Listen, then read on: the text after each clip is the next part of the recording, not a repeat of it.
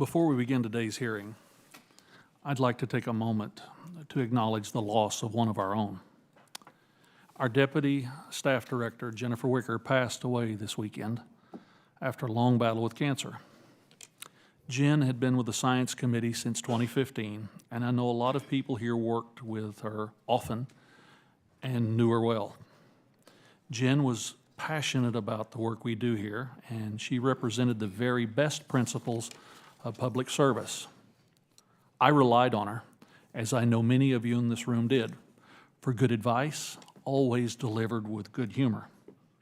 She was diligent, smart, and always sought solutions, finding ways to come to consensus so we could work together to pass bipartisan bills in the best interests of our country. She was instrumental in helping us develop and pass the CHIPS and Science Act, which will be a big focus of our discussion here today. That's just one way in which her impact will be felt for years to come. A number of members, and I'm very appreciative of the ranking member, joined me on the floor, House floor last week in a special order paying tribute to Jen. And I'd like to thank all of those who were able to take part. And I encourage everyone here to watch that tribute to fully understand what Jen has meant to this committee. We will miss her dearly, and I hope you'll all join me in extending condolences to her family. Mr.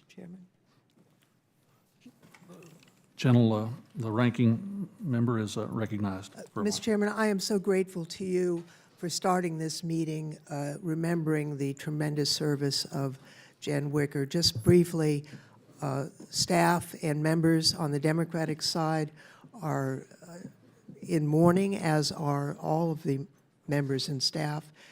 She was an admirable, smart, funny, bipartisan, and productive person, and I thank you for letting us pay tribute to her today, and with that, I would yield back. I thank the ranking member. And with that, the committee will come to order. Without objection, the chair is authorized to declare recess of the committee at any time. Welcome to today's hearing entitled An Overview of the Budget Proposal for the National Science Foundation for Fiscal Year 2024. And I recognize myself for 5 minutes for an opening statement. Good morning. Today's hearing focuses on the National Science Foundation's budget proposal for fiscal year 2024. And I want to thank Dr. Sethuram Panchathan and note that he is a person of effervescence, personality, and a wonderful individual to work with, and I'm phonetically challenged. So for the rest of the hearing, it's Dr. Ponch, if that's okay, Doctor. And Dr. Reed for taking time to participate. I'm looking forward to hearing your testimony and thoughts on how the National Science Foundation can support America's scientific progress. Thanks in part to NSF's work, America has long led the world in science and technology innovation. To maintain that leadership, we have to adapt to a changing reality. And we're all aware the pace of innovation is accelerating. Global competition has increased, and the United States risks losing its edge. We face a particularly challenging threat from the Chinese Communist Party, which is aggressively pursuing technological supremacy through foreign acquisitions, forced technology transfers, and frequently cyber espionage.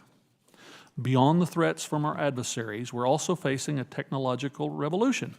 Advances in artificial intelligence, quantum technology, and biotechnology are going to change the way we live and work, how we grow our food, treat diseases, and even how we defend ourselves against foreign threats. I strongly believe that the nation that leads in science and technology will shape the world order for the next century. I'd like that nation to be ours, and I'd like for emerging technologies to be developed with our values of transparency and fairness. The CHIPS and Science Act authorized critical investments and modernizations at the NSF to tackle the challenges of reinvigorating American innovation and leadership in science and technology. It doubles down on NSF's world-leading basic research, while enhancing NSF's ability to move research from lab to market through the establishment of the Technology Innovation Partnership Directorate. The new TIP Directorate aims to take fundamental research funded by NSF and help apply those discoveries to solving national challenges from artificial intelligence to climate change. The TIP Directorate will also foster strategic partnerships with industry, including small businesses and startups, to cultivate innovation ecosystems which will enhance America's long-term competitiveness.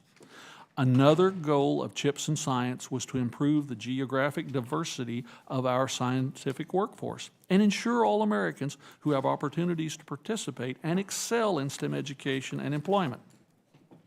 CHIPS and Science authorized a number of activities to ensure that investments aren't just happening in places like San Francisco or Boston, but also in places like Stillwater, Oklahoma.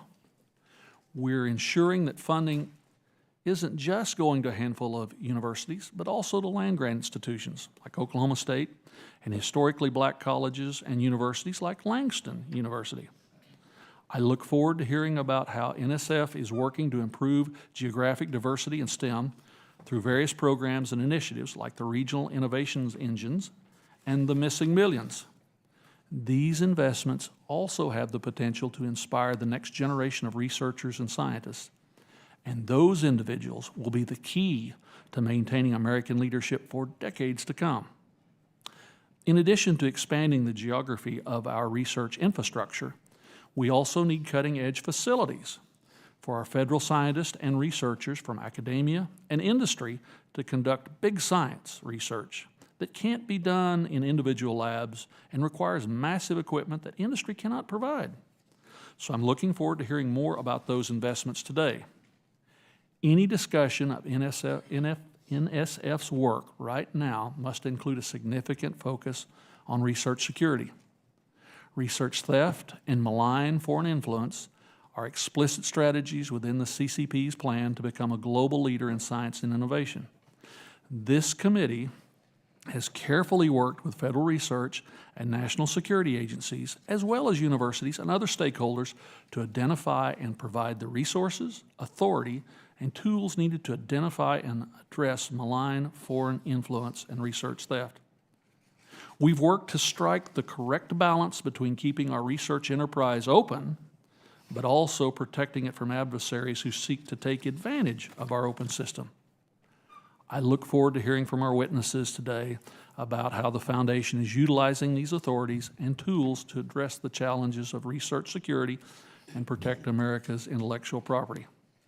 As we look at the President's budget request for the Foundation, we in Congress have the responsibility to ensure that it offers a sustainable path forward for U.S. research enterprises.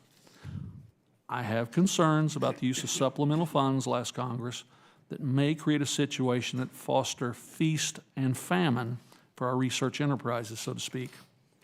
We must do everything we can to avoid this. Innovation thrives on a stable, predictable funding, and our nation's students, scientists, and research institutions depend on it. Again, I thank our witnesses for being here today, and I look forward to your testimony. I now recognize the ranking member, the gentlewoman from California, for an opening statement. Thank you, Chairman Lucas, for holding today's hearing, and Dr. Panchanathan and Dr. Reed, thank you both for being here. As the Chairman has mentioned, the Science Committee led the development and enactment of the CHIPS and Science Act, which revitalized our nation's commitment to science.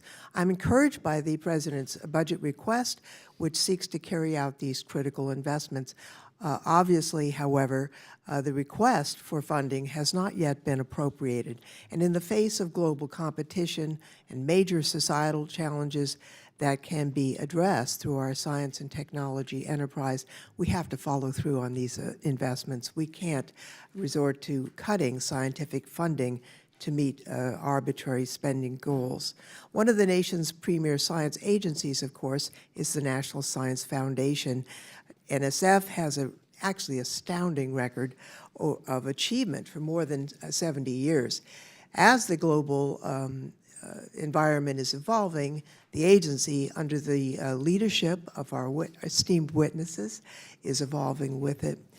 CHIPS and science legislation included a comprehensive reauthorization of NSF and to help the agency meet the opportunities and challenges of the 21st century. The law also created the first of its kind Directorate for Technology, Innovation, and Partnerships, or the TIP Directorate. Now, this is to build upon investments of other research directorates by supporting new kinds of partnerships and promoting use-inspired and translational research at a larger scale. This new directorate provides an opportunity to think differently about the kinds of partnerships that will further its mission, but it would be incorrect to ignore the anxiety that the creation of this directorate stimulated among some in the science community. So I'm looking forward to hearing more about this and how we can make sure that all components of NSF continue to flourish and that the breakthrough discoveries that is endorsed and supported by NSF continue on. I would like to note there are critical investments that are being made on a variety of topics, but as many know, I have a special interest in how we are assisting the development of fusion with the hope of fusion energy. Now, NSF supported research is foundational to our capacity, and I'm hopeful that we can hear more about that. Again, I'm very happy with President Biden's continued commitment to science as reflected in his proposed budget. And again, I thank the witnesses for being here. I look forward to your testimony today. I always appreciate the ranking member's thoughtful comments, and she yields back. Let me introduce our witnesses. Our first witness today is the director of the National Science Foundation, Dr. Punch, as I like to affectionately call him. He became the 15th director of the foundation in June of 2020. And prior to becoming director, he was the executive vice president of the Arizona State University Knowledge Enterprise. Under his leadership, ASU increased research performance 5-fold, earning recognition as the fastest growing and most innovative research university in the U.S. He also served as a member of the board of the National Science Board before becoming director. Our next witness is Dr. Daniel Reed. Dr. Reed is the current chair of the National Science Board, elected in May of 2022, and before becoming chair of the National Science Board, Dr. Reed served as a provost at the University of Utah, where he is now a presidential professor of computational science and a professor of computer science and electrical and computer engineering. That sounds like all hard stuff, Doc. I would like to now recognize our first witness, Dr. Punch, for 5 minutes to present his testimony. Thank you, Mr. Chairman. Good morning, Chairman Lucas, Ranking Member Lofgren, and the members of the committee. It is an honor to appear before you to discuss the President's FY24 budget request for NSF and how our agency is inspiring the talent and unleashing the innovations that will keep our nation the global leader in science, engineering, and technology for decades to come. First, I want to start by thanking this committee for your work on the CHIPS and Science Act and for your continued strong support of NSF. Your leadership is central to ensuring that the nation can meet the challenge of what is surely a defining moment in global competition. For more than 70 years, NSF has been an important component of our nation's success. By investing in the amazing talent in our country and by attracting the brightest minds from around the world, NSF has been a catalyst for countless scientific breakthroughs, major advancements in engineering and manufacturing, and so much more. In doing so, NSF has powered the economy, transformed lives, and helped secure our national defense. Many of the key technology areas we will discuss today are rooted in decades of sustained NSF investment in exploratory research that has transformed the way we see the world and expanded the frontiers of knowledge. Today, we are currently facing intense global competition like never before. Our competitors are investing heavily in artificial intelligence, quantum information science, and other technologies. Our ability to achieve scientific breakthroughs and unlock the promise of technological developments will determine our continued global leadership. And our success is vital to our economic and national security. With the passage of the CHIPS and Science Act of 2022, Congress put in place a roadmap to meet this challenge, and to do so while spurring innovation in communities in every region of our country. Mr. Chairman, The law positions the agency to quickly translate research into impacts that benefits the nation. The FY 2024 budget request of $11.3 billion invests in the three pillars central to achieving the goals of the CHIPS and Science Act. First, we must strengthen our commitment to funding the fundamental, exploratory-based research that is the heart of NSF's mission. Second, we must realize the promise of the Technology Innovation Partnerships Directorate, or TIP as we call it, and accelerate the nation's technology and innovation enterprise through investments in use-inspired translational breakthroughs. Finally, it is exceedingly important that we inspire talent by creating opportunities for every demographic and socioeconomic group in every geographic region in our country. The FY24 request includes $1.2 billion in funding for TIP. This investment will strengthen and scale investments in breakthrough technologies, innovation, and translation. The request includes $300 million for the NSF Regional Innovation Engines program, and we are very excited by the strong interest and amazing proposals we have received. When we first announced this funding opportunity, we received hundreds of concept papers spanning every part of our nation, in every state, in every region, and even the territories. In a couple of weeks, we will make the first planning grants, and in the fall, the first award for full-scale engines. These investments will empower partnerships to catalyze innovation all across the country. In addition, NSF's role in workforce training has become increasingly important as the country makes significant investments in technology R&D, including semiconductor manufacturing.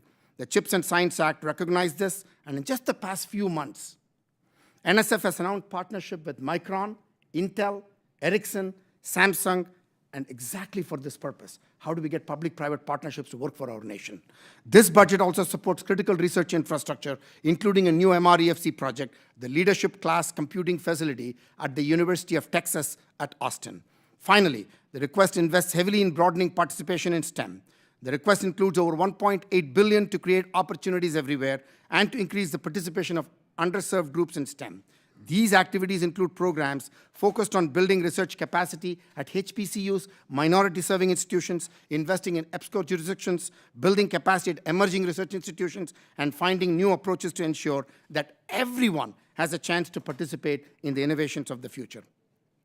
Mr. Chairman and Ranking Member Lofgren, I would like to end by joining the committee in honoring the memory of Jen Wicker.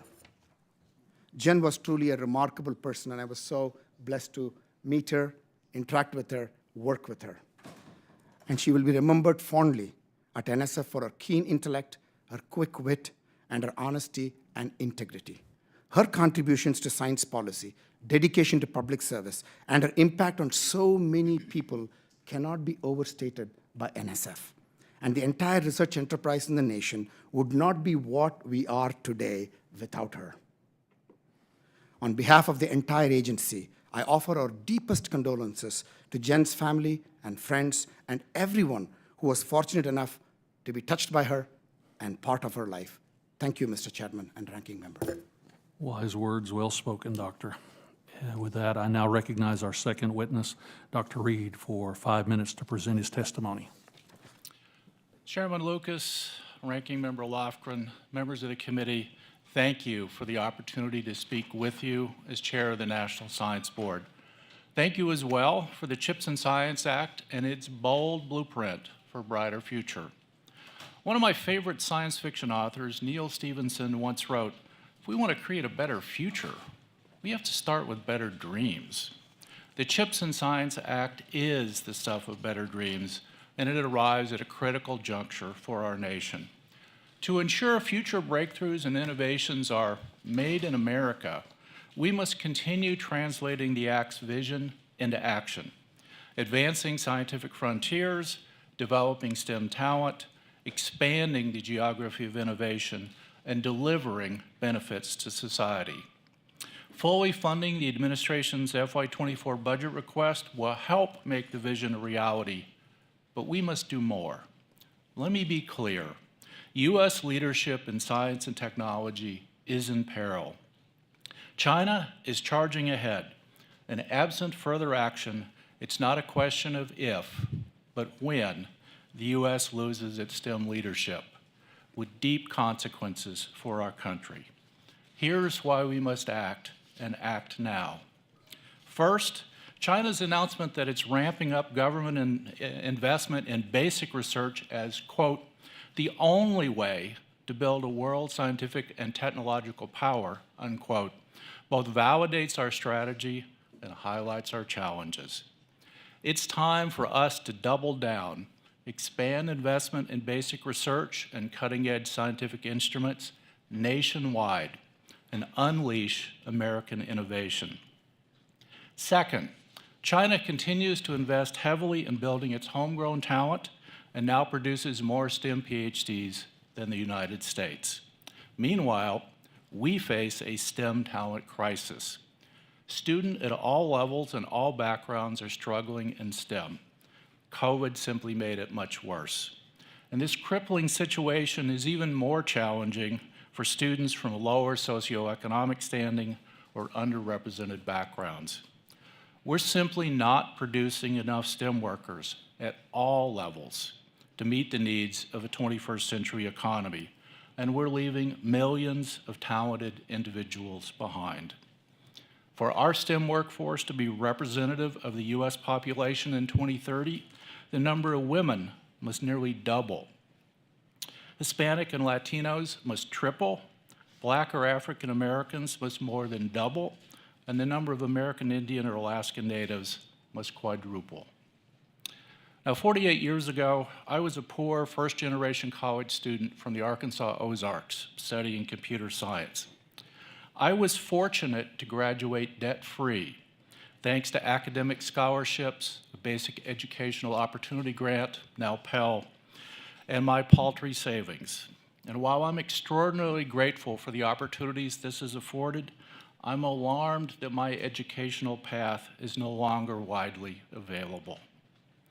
To grow our STEM talent base, we must do more to make higher education affordable and graduate STEM work more financially viable.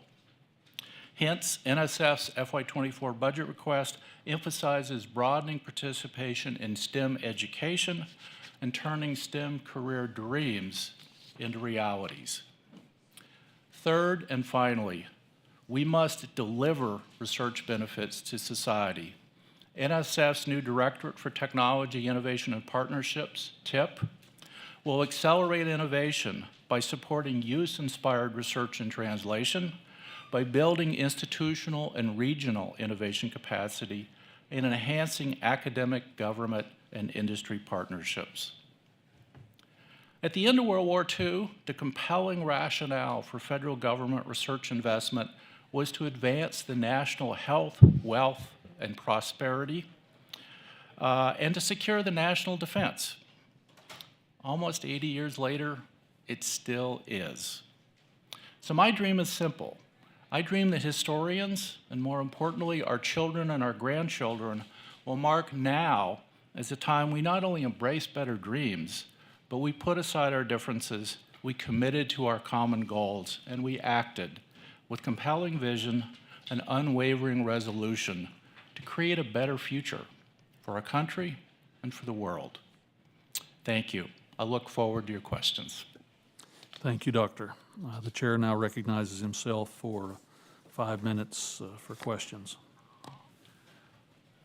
Dr. Ponch, as you note in your testimony, inspiring the missing millions and tapping into the talent pool across every geographic region of the country is imperative to securing our nation's global leadership in science and technology innovation.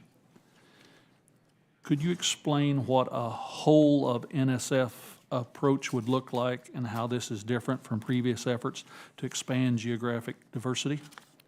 Thank you very much for that question, Mr. Chairman. Very appropriate for this moment of intense global competition. We need to bring every possible talent all across our nation, energized, inspired, motivated, and brought to life. Every part of our nation, across the geography, across the socioeconomic demographic, and across the rich diversity of the nation, of our nation. What we need to do is, and you rightly said this, Mr. Chairman, in your remarks, and Ranking Member in your remarks, it cannot be limited to only a few institutions. It's got to be all the educational institutions everywhere that are empowered, invested in, so that they can bring this talent to life.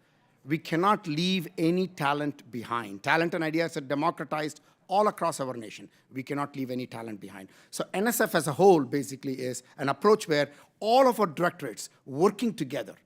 Yes, STEM Education Directorate is one of those important directorates, but all the directorates working together in unison and deliver on NSF. If I were to describe NSF, Mr. Chairman and Ranking Member Lofgren, by one word, it's people. It makes unbelievable people possible. These people are the innovators and discoverers. These people are the translators and leaders in industry, and these people are the entrepreneurs.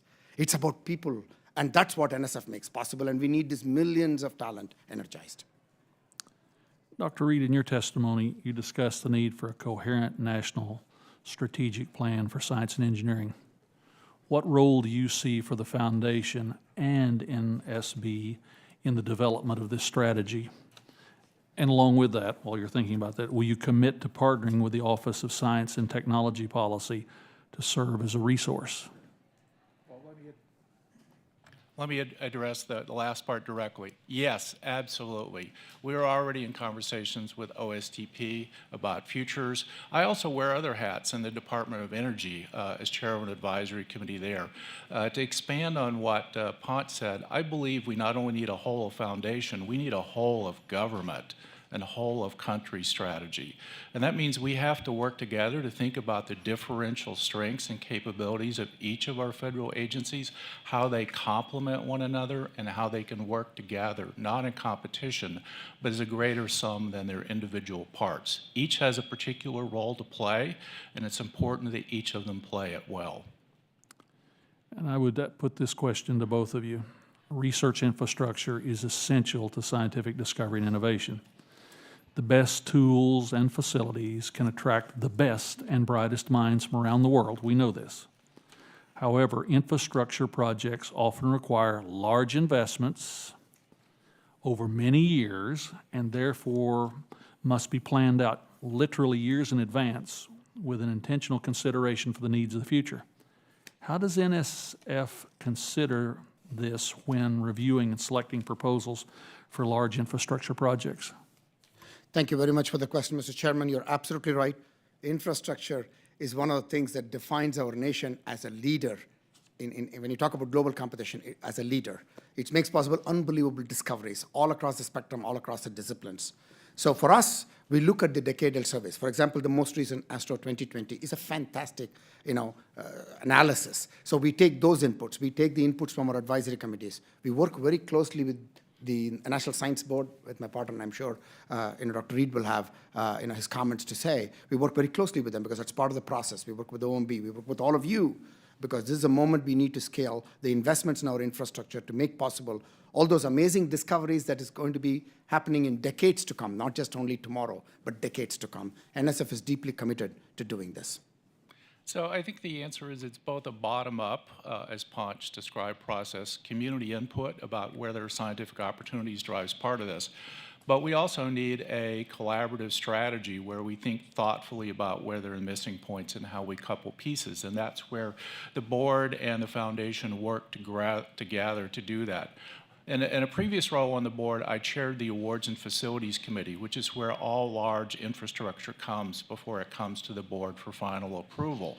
One of the processes that we instituted was earlier engagement, so we could do more in-depth planning, analysis of competing projects and priorities, and work with the foundation to develop a collaborative strategic plan that includes not only the community input, but the competing priorities of different disciplines, so we have a coherent strategy that we can bring forward for funding. And the last thing I would say is the price of instruments, large-scale ones, goes north of $1 billion.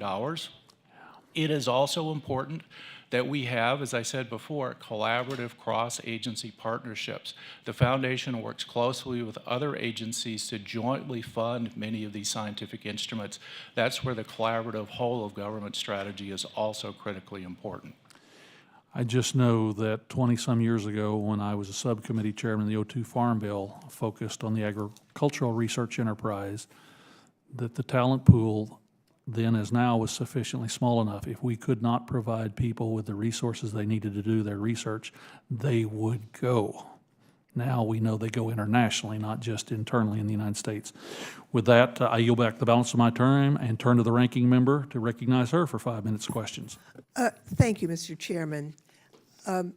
Speaker McCarthy has proposed very steep cuts in the federal civilian budget that would amount to an anticipated reduction of over 22% to civilian scientific agencies, including NSF. In the meantime, one of our main economic and strategic competitors, China, is continuing to ramp up its research and development budgets. I want to ask both of the witnesses, if Congress was to cut NSF by 22% and lock those cuts in for a decade, as the Speaker has proposed, is there a chance that China could overtake the U.S. in basic research funding? And if you have any specific answers where we could fall behind our international competitors like China, I would like to hear about that. So if each witness could address that, I would appreciate it. I won't sugarcoat it. If we saw those kinds of cuts, we would be ceding the future to our competitors. There's just no question about that. It would affect many things. I'll speak first of all to my own discipline. As I said, I'm a computer scientist. If we look at the AI revolution and how it is poised to reshape our planet, the National Science Foundation funds the overwhelming majority of basic AI research in this country, outside what the Department of Defense funds. It would decimate many areas of basic research that are critical to our future, as the chair mentioned in his opening remarks. Equally importantly, it would leave the TIP Directorate stillborn, just at a time that we're thinking about ramping up and addressing the unequal geography of innovation. As I said, I grew up in one of those parts of the country. I remember it.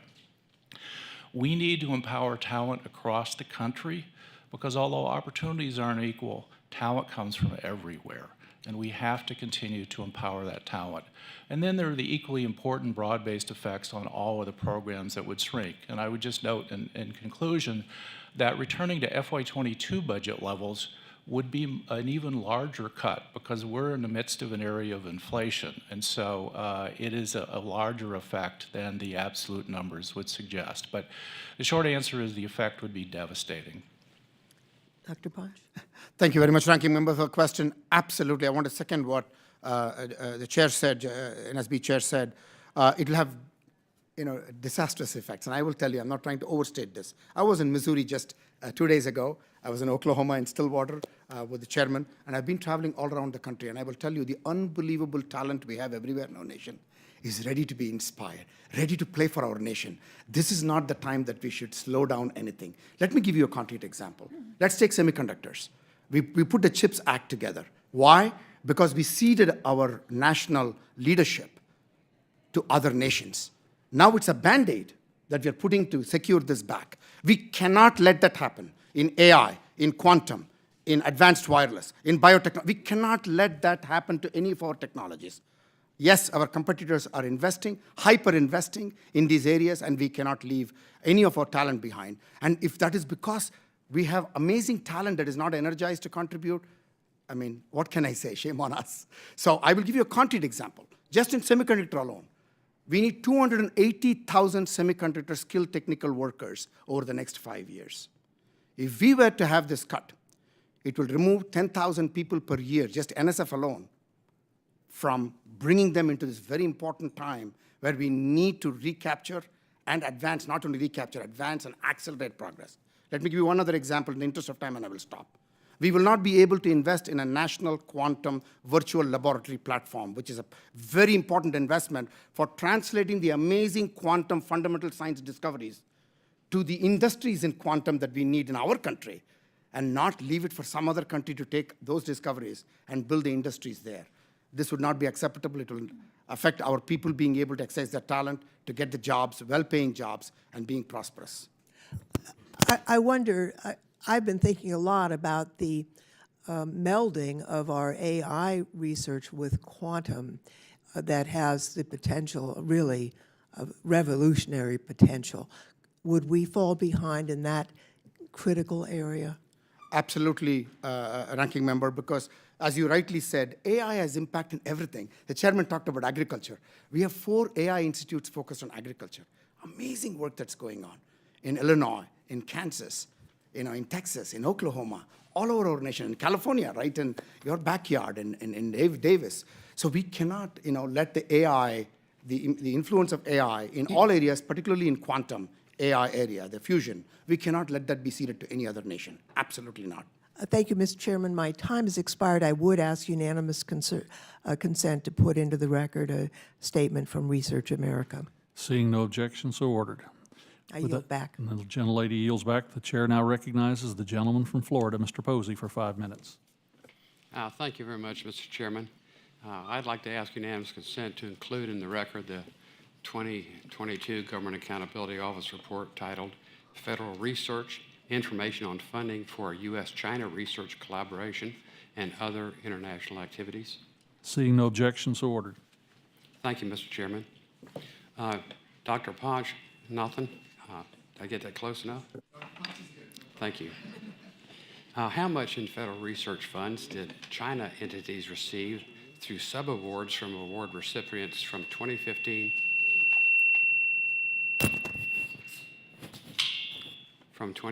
through 2021?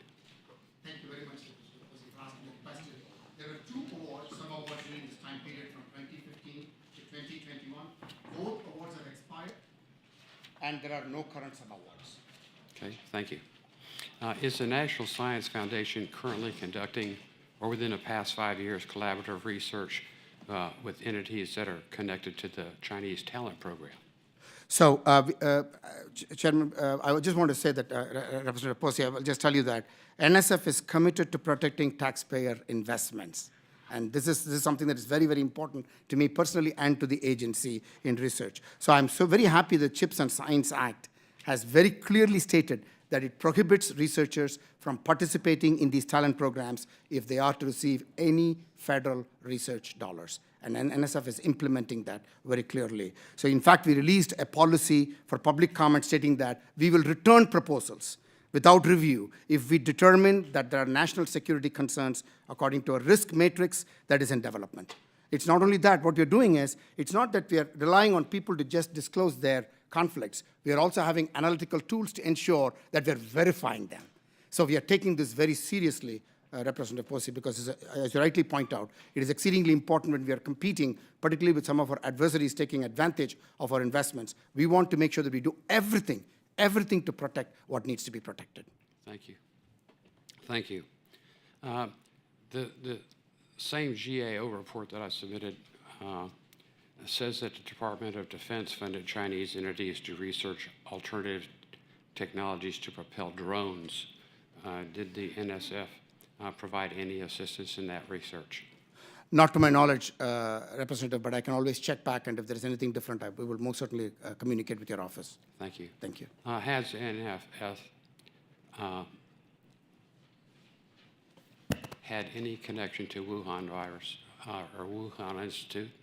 No, we did not fund directly the research, but our sub-awards, when we fund grants here in the United States, a few of the sub-awards might have, but nothing to do with the COVID-related research. Yeah, what sub-award recipients would that have been that is dealing with Wuhan?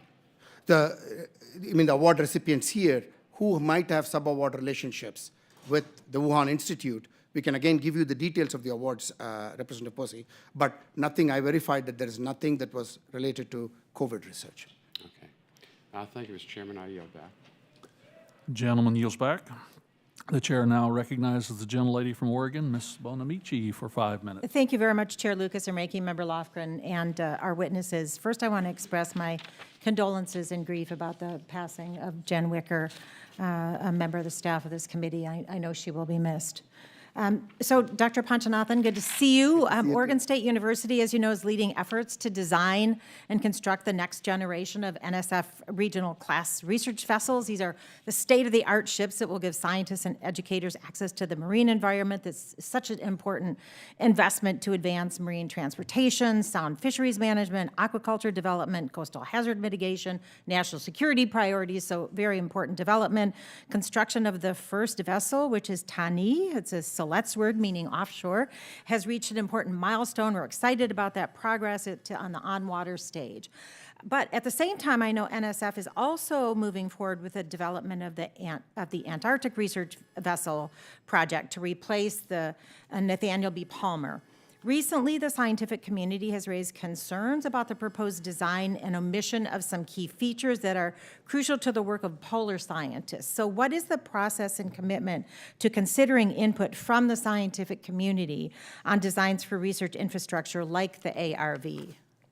So thank you very much, Representative Bonamici. I also am excited by the RCRV. Tani, it is scheduled to be delivered in January of 2024, and Oregon State University has been doing a great job. I was, in fact, in one of the RCRVs just close by in University of Washington very recently. Perfect. So on the the ARV input, absolutely, any of these things, we always solicit the input from the scientific community and public input to make sure that our investments, taxpayer investments, are shepherded in the most responsible way. And of course, we always work with the board in these kinds of large projects, and I'm sure the chairman of the board will also have some things to add to that. Terrific. And I do want to move on to another question, but Dr. Reed, if you want to add briefly to that. No, I just quickly echo what Ponce said. We welcome input and additional feedback on appropriate features. After all, the only reason we build infrastructure is to support the community. So absolutely. Input is welcome. Absolutely. So we've had a lot of conversations in this committee over the years about the importance of diversifying the STEAM. I use STEAM because I believe in integrating arts for creativity and innovation field. And you were mentioning, Dr. Reed, when I came in, that it's so important to get more women and people of color, minorities involved, but it's also important to keep them in the job when they get there. So the U.S. Antarctic program has come under fire, including in this committee, for inadequately protecting scientists and contract employees from sexual harassment and assault. I've worked on this issue with NOAA, I've been to McMurdo Station, and I am alarmed.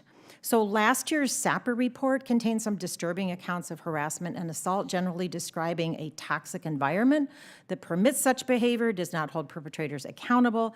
It's clear from that report and from Leidos' testimony before this committee in December that the prime contractor operating the USAP has been failing those doing important work in Antarctica. So I understand that the existing Antarctic support contract has been amended with some new reporting requirements. So, Dr. Ponch, what are the changes?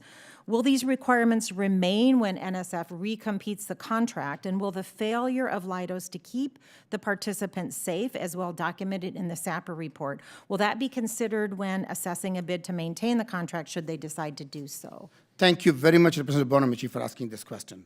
Sexual harassment has no place in the scientific enterprise. I want to be very clear about this. We will not tolerate that. And I've made sure that the public statements that I've made clearly reflects this to the community, to the agency, and to all the folks that are involved in terms of working as subcontractors and other agencies that are involved. So I want to make that very clear.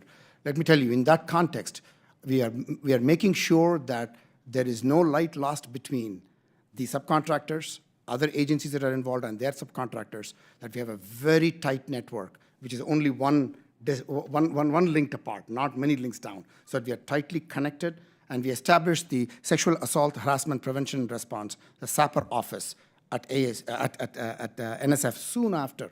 We made sure that there should be no lack of coordination of any type that causes any challenges whatsoever. So we took action right away.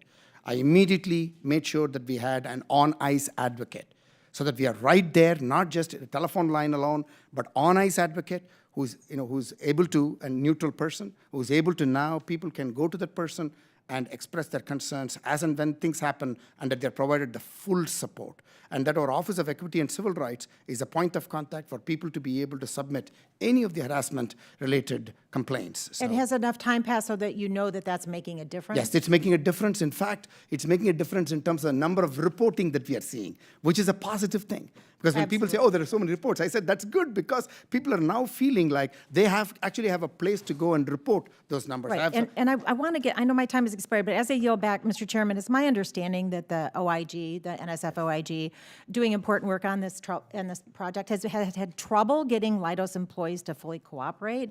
The agency agency needed to step in to address the issue, so I'll submit for the record, but I need to know what happened and how NSF will continue to provide the Inspector General with unfettered access to the resources and people. In Happy to do that. Happy to do that. We are in tight coordination with them. Thank you. I'm sorry I went over, Mr. Chairman. I yield back. An important issue. The gentlelady's time has expired. The chair now recognizes the gentlelady from Oklahoma for 5 minutes. Congresswoman Bice. Thank you, Mr. Chairman, and thank you for the witnesses being with us this morning.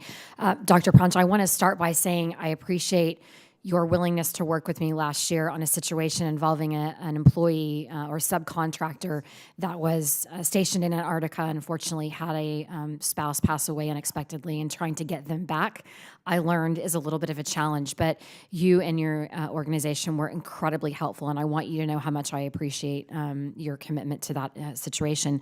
I want to start by asking, you received money in the CHIPS Act for NSF. Can you talk a little bit about the money that you received and what the focus would be for that?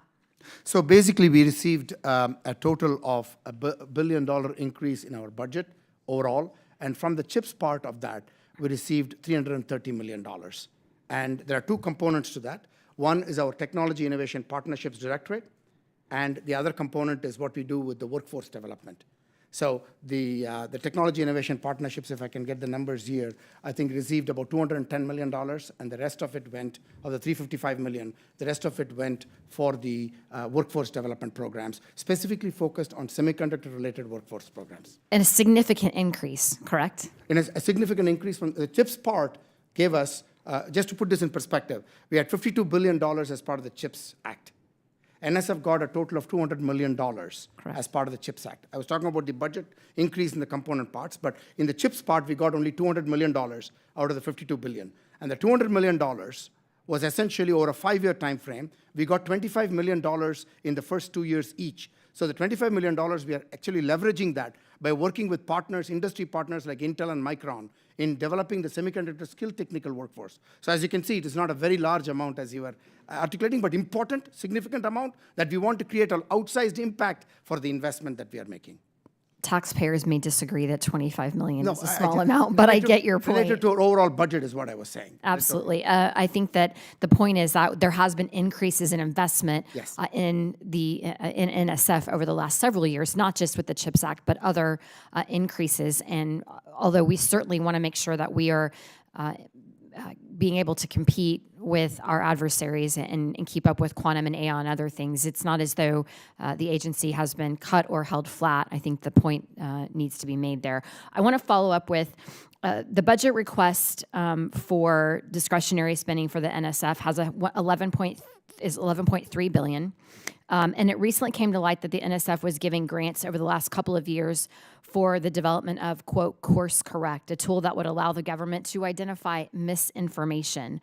Why is it funding the development of this tool? So, Representative Bice, you will appreciate this. As you know, more recently there has been a lot of deepfake videos and deepfake kind of activities. For example, the conversation that we're having right now, this could be completely construed as something different if they were to reframe this in a deepfake context. So what we are trying to do is we are trying to invest in understanding. We are not trying to do any policy making. That's the domain of Congress. So we're trying to do, see how we can invest in understanding some of these things so that our young folks, our elderly folks, they're all protected. We all receive these calls. Recently, I was very disturbed to hear a mom receiving a call from her, pretending to be her daughter.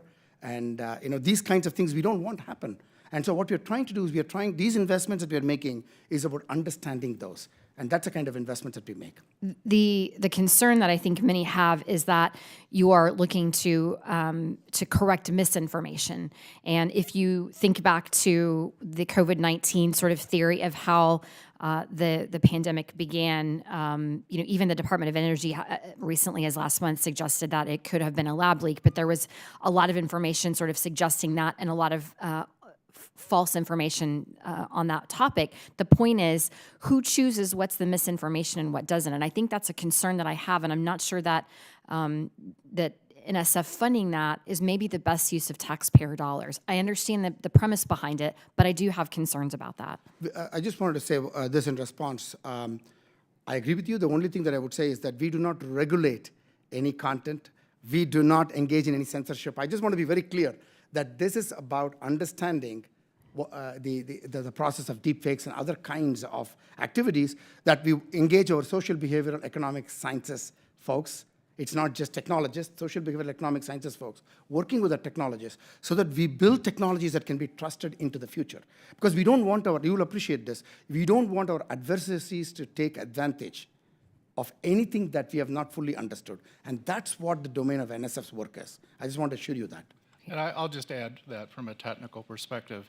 Yes, it is about technical understanding. Our adversaries are also using this technology, and how we can detect deception is an important technical question. Part of the technical challenge is that the pace of this technology is advancing so rapidly, and it is so realistic that distinguishing, as the director said, false information or manufactured human interactions that are in fact not real is increasingly difficult. And there have been studies that say that humans simply can't tell the difference anymore. And so from a security perspective alone, having the technical ways and means to be able to detect this is important. And I can say that from having talked to Department of Defense colleagues. So Perfect. it's another consideration. Thank you both for the answers, and Mr. Chairman, I yield back. Gentlelady's time has expired. The chair now turns to the gentle lady from Michigan, Ms. Stevens, for 5 minutes. Thank you, Mr. Chair, and thank you to witnesses, and it is a delight to overview the National Science Foundation and reflect on the historic passage of the CHIPS and Science Act that really bore out in this committee over a multitude of years, reauthorizing the NSF, but also authorizing the push to double your scientific research efforts. We are an authorizing committee. We are not an appropriating committee, but we are absolutely delighted that CHIPS and science both intersected with your very agency. And Panch, thank you for the reflection of what it means to have the catching up investment in chips manufacturing, chips that were innovated here in the very United States of America, but yet we saw the shrinkage of production, and we want to be able to produce those chips here, and we don't at the same time want to lose out on investing in AI, quantum, and what we need to do to address deep fakes and the like. And so please know that your words were heard, and that we, many of us who care about industrial policy, are looking towards CHIPS 2.0 here on this committee and the Select Committee on Competitiveness with the CCP. And you might recall that within the CHIPS and Science Bill, we did the Chipping In Act, legislation that I was very proud to author that would tackle some of the workforce component. And what NSF does best, awarding grants, working with stakeholders, working at the university and post-secondary level, we know that there is a refined utilization of the dollar. And just as we are in budget season and we have that debate going on, $52 billion for CHIPS, begetting $200 billion of industry investment paying for itself. But Panch, could you just shed a little bit of light and provide an update on NSF's CHIPS for America Workforce and Education Fund and how that is going? Thank you very much, Representative Stevens. It's been truly a pleasure to work with all of you, and we are very grateful to Congress. I just want to say, even to Representative Bice's question, that we are very grateful at NSF. Every dollar that you have invested in us is, we want to make it work for the nation, for the amazing talent that is in our country, amazing ideas that are in our country. I want to be very clear that nothing is small or big. I just didn't want to give the wrong impression. I just want to correct that. What I was saying was that I know. I know, but I just want to make sure that there's never a misunderstanding of my whatever I have said. So the education. I've got to. Yes. So here are the facts to your question. As I said, we received $335 million through CHIPS and Science in terms of our investments for the Education Directorate having $125 million. And that was spent essentially on support for STEM education at all levels, pre-K to graduate, that's $38 million. Workforce development across the STEM spectrum, $69 million. Cross-cutting efforts to advance diversity, $18 million. And then the TIP Directorate received $210 million out of the 355, and that was essentially for the regional innovation engines, which I'm truly excited by because we have innovation all across our nation being spurred through that process. So, Yes, correct. So that's right. So in the 200 million that was allocated as part of the 52 billion, 25 million in FY23 and 25 million in FY24 is primarily targeted towards building the skilled technical workforce for semiconductor training so that our industries like Intel, Micron, and all of them are able to benefit with the kind of talent that they need in order for them to be successful. I was very proud to be with Intel co-announcing the $10 million partnership. Part of the investment came from this. And likewise, a $10 million Micron partnership, again, part of the investments. In other words, we are not just only using the 25 million that the federal investments are making, but actually leveraging the federal investments by working with industry so that we can deliver what they need. Phenomenal model. And could you also just shed some light on privacy-enhancing technologies through the investments in the fiscal year 2024 budget? This is around digital footprints that obviously grow every day and by the minute and nanosecond. And often on this committee, we're discussing how to strike a healthy balance between privacy without hindering innovation. Yeah. So the privacy-enhancing technologies, while there are also focused investments, but we're making this part of many of the major investments that we make. Let me give you an example. On the AI institutes that we are investing in, each of them $20 million scale, and I'm very proud to say that these AI institutes are not only in a few places, they're all across our nation, touching every part of our nation. And so when you look at the AI institutes, we have privacy, security, safety, ethics, all of that as components of even technologies like AI, so that we make sure that we are not building anything in technological terms that is not sensitized to these kinds of things, particularly when it relates to applications where they are very important to Well, allow me to say to you and Dr. Reed that we are so enthusiastic for your leadership and what you are doing at the NSF. We salute you, sir, and we recognize Jen Wick today and her heroic efforts every day on this committee. Thank you, Mr. Chair, and I yield back. Thank you, and the gentlelady yields back. The chair now turns to the gentlewoman from New York, Ms. Tenney, for 5 minutes. Thank you, Chairman Lucas and Ranking Member Lofgren, for holding this hearing. And thank you to the witnesses for appearing today and for your time, your insight on these issues. The National Science Foundation has a long history of funding nonpartisan basic research that has led to numerous scientific and technological breakthroughs. I'm honored to represent New York's 24th Congressional District, which also has a great history and home to the Erie Canal, which was once the beginning of the Industrial Revolution and much of our science that has come across our world. Historically, the National Science Foundation has been a key player in investing in advanced manufacturing jobs that can help revitalize New York's 24th District and others across New York. This work is vital to my region, which has suffered tremendously from the offshoring of well-paying jobs, especially manufacturing jobs, for the past several decades, many decades actually, over 50 years. However, I would be remiss to not also share my concerns as the National Science Foundation has strayed from its important work, wasting millions of dollars on the implementation of this radical notion of woke, diversity, equity, and inclusion, or the DEI agenda. The foundation, it seems, has maybe wasted many of its efforts funding projects that are duplicative of private sector successes. With our nation and with over 31 trillion in debt, I think we need to make an effort in safeguarding some of the taxpayer funds as we have a looming debt crisis facing us this week, especially. I just wanted to just get look into the latest legislation and look at the history of the National Science Foundation and the nonpartisanship and the merit-based system that we once had in dealing with groundbreaking scientific information. I wanted to first ask Dr. Panchanathan. Did I get that right? Yeah, thank you so much. Panchanathan, did I get that right? Panchanathan, perfect, okay. I wanted to ask you about some of the focuses of the National Science Foundation and its FY24 budget. Can you tell me how many times the word biology appears in the FY24 budget? Representative Tenney, I would not have, but I can get back to you. I'm glad you don't know because you're a scientist. Yes. It is 82 times. Can you tell me how many times the word chemistry appears in the National Science Foundation budget? Again, Representative, I would not know that offhand, yes. 38. Okay. Can you tell me how many times the word physics appears in the National Science Foundation budget? No, madam. Good news, it's 103. Okay. Finally, can you tell me how many times the word equity appears in the National Science Foundation's 24 budget? No idea, again, sorry. 131 times, more than more times than biology, chemistry, and physics, which is the focus of what we're trying to do in this legislation. Why does the word equity appear more often than any of our core sciences, such as biology, chemistry, and physics? Can you give us an explanation of that? Representative And Tenney. please feel free to give us your opinion. Yes, oh, thank you. Thank you, Representative. Thank you for the opportunity. It's a very good question.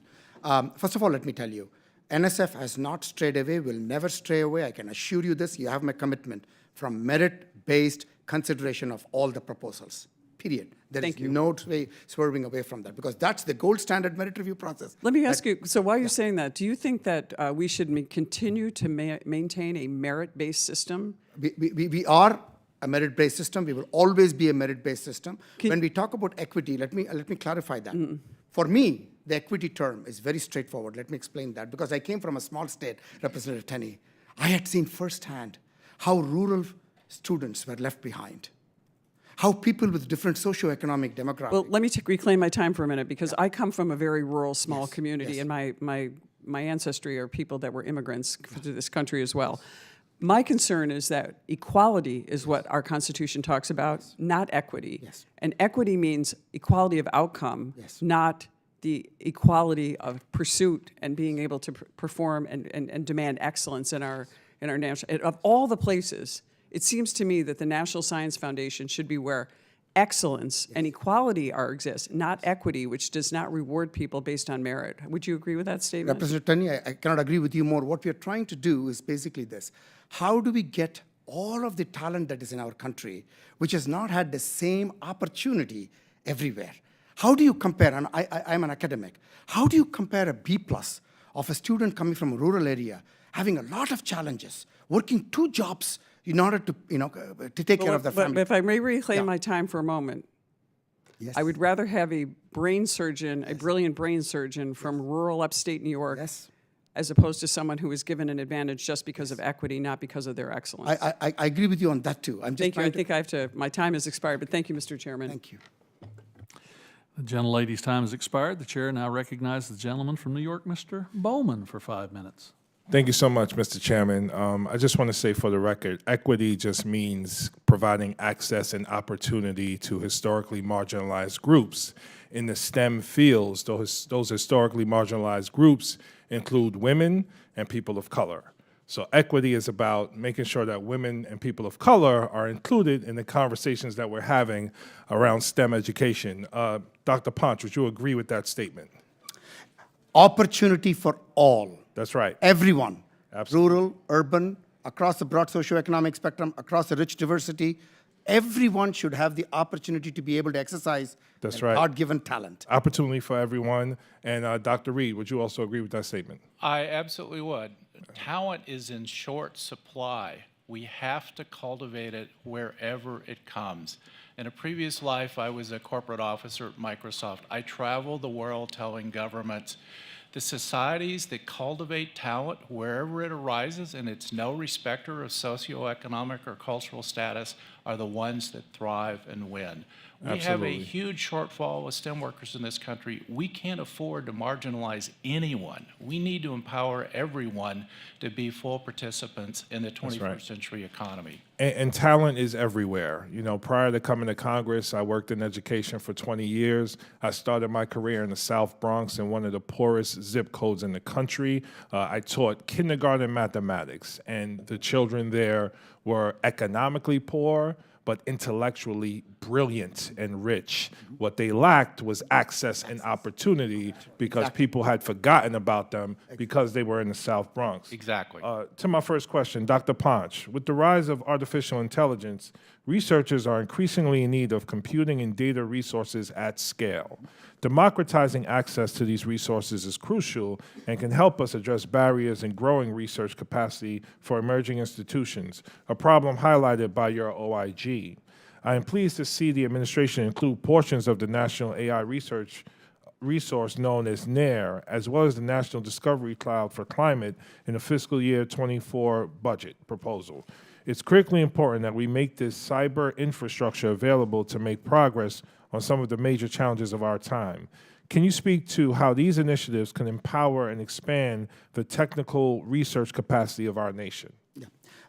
Thank you so much, Representative Bowman, for asking the question. By the way, we had a very good conversation. I really enjoyed that. Yes. I will tell you that when we talk about opportunity should be made possible for everyone, along with opportunity comes the access to the inspiration that people need to have.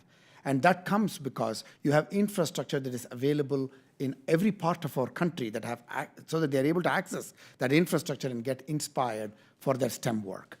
And at the same time, the same infrastructure that is available also makes possible great ideas, which is also democratized, and we want all those ideas to be lifted up. So the NAIR that you referenced, which came out of the National AI Act, the NAIR is an excellent example of how investment in computing resources, cloud and other kinds of computing resources, is going to make possible the access to the resource that is needed for them to be able to bring out the AI talent all across the nation and energize that. And so that's not just limited to that. As I was referencing to the AI institutes, when we look at all of the work that we are doing in AI, we are keenly aware, as I said earlier, NSF is about people, that all of that investment is about how do we get people the necessary access, the tools, the training, the learning, and the environments that can make them excel. Got it. Let me jump to my second question before time runs out. Also to Dr. Ponch, and I'm going to ask Dr. Reed to also respond. The new TIP Directorate is unique in its goal to advance emerging technologies to address societal and economic challenges. In the fiscal year 24 budget request, there are 6 key areas highlighted for funding under this directorate, including quantum and semiconductors. SEEK, a company in my district, is operating at the intersection of both quantum information and semiconductors by fabricating new chips that more efficiently interface with quantum computers. Can you speak to how the TIP Directorate will support organizations like SEEK that are operating under multiple priority areas? In the interest of equal opportunity, I'm going to let this be a question you. answered by our chair first. So the board has worked closely with NSF to collaboratively develop a portfolio strategy. We recognize that TIP is a continuation of the research enterprise, but we want a portfolio of technical areas. We want to ensure that it touches the geography of innovation, as we've discussed, and that it supports partnerships with both large companies as well as small ones, public, private, and government in some innovative ways. So what we have seen, as Ponch said earlier, in terms of responses across the country has been phenomenal, and there's broad-based coverage across areas.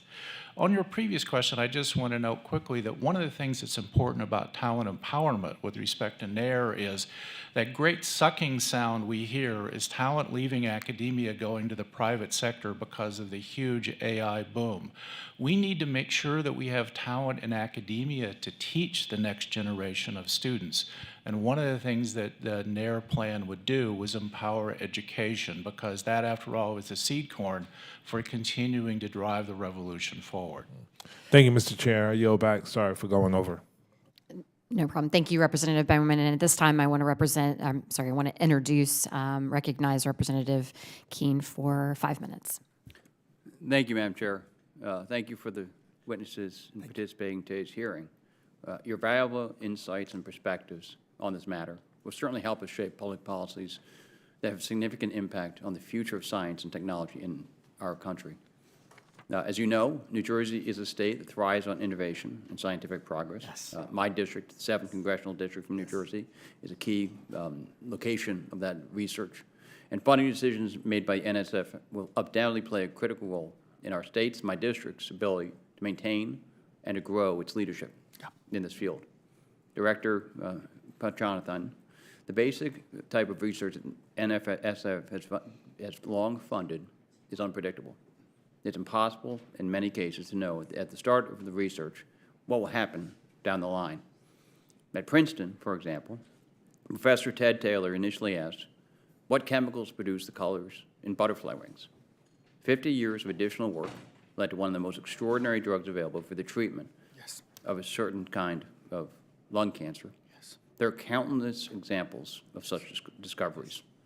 What is NSF doing to ensure that researchers are encouraged to keep conducting this type of basic research? Thank you so much, Representative Keene, for asking that question. You're absolutely correct. The fundamental core of what NSF is, has always been and will always be, is this place for investment in discovery and basic research. As you rightly said, If you look at the investments that we made, for example, in a bacteria in Yellowstone in 60s, made possible the PCR test for COVID. So there are many, many examples like what you cited. So NSF will always maintain the focus of investing in exploratory discovery research. What we are also trying to do at the same time is we are synergizing that with all the great discoveries that come. How do we rapidly scale those discoveries in partnership with industry so that our nation can benefit by those translations, but not just that alone, that those translations then infuse more basic research, not less, but more basic research. And that's why the TIP Directorate is intentionally a cross-cutting directorate, not a separate directorate. And Dr. Reed, and also in the interest of equal time, Yeah. When you think about the new endeavors that NSF is undertaking through the Technology, Innovation, and Partnerships Directorate, how do you define both success and failure? So, as I was saying in response to a previous question, a lot of the focus in the conversation, both with the foundation and the board, has been about outcomes. And outcomes in the context of TIP, I think, mean several things. One, it means clearly the creation of new jobs. It means empowering areas that have historically not had access to technology and to allow talent to grow and flourish in those areas. So it's about economic impact writ large. That's one. The other, to connect to what the director just said, is to close the loop.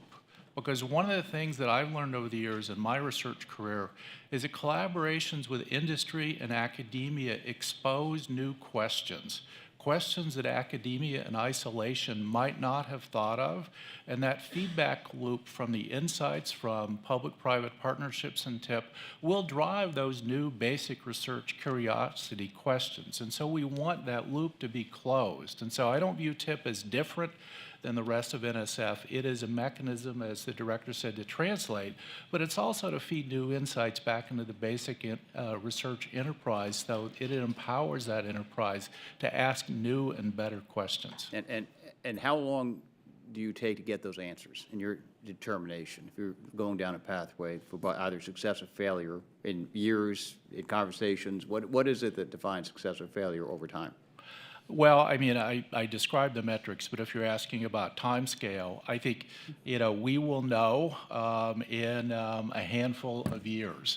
We're looking to accelerate translation. We won't be asking in 20 years, did this work? If we're asking that question in 20 years, we have failed. It will be a much shorter time scale, 5 to 7 years, I would hazard. Okay, that's fair. Thank you both, and I yield back my time. Thank you very much. Representative Keene yields back. I now recognize Representative Salinas for 5 minutes.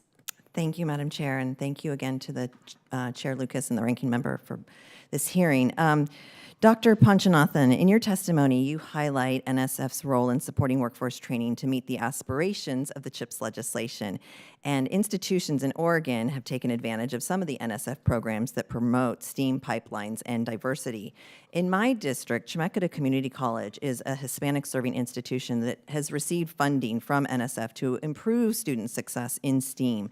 And by implementing new student support strategies and faculty training, CCC is really helping underrepresented students, including our rural communities, gain the skills that they need to join the workforce or continue their education.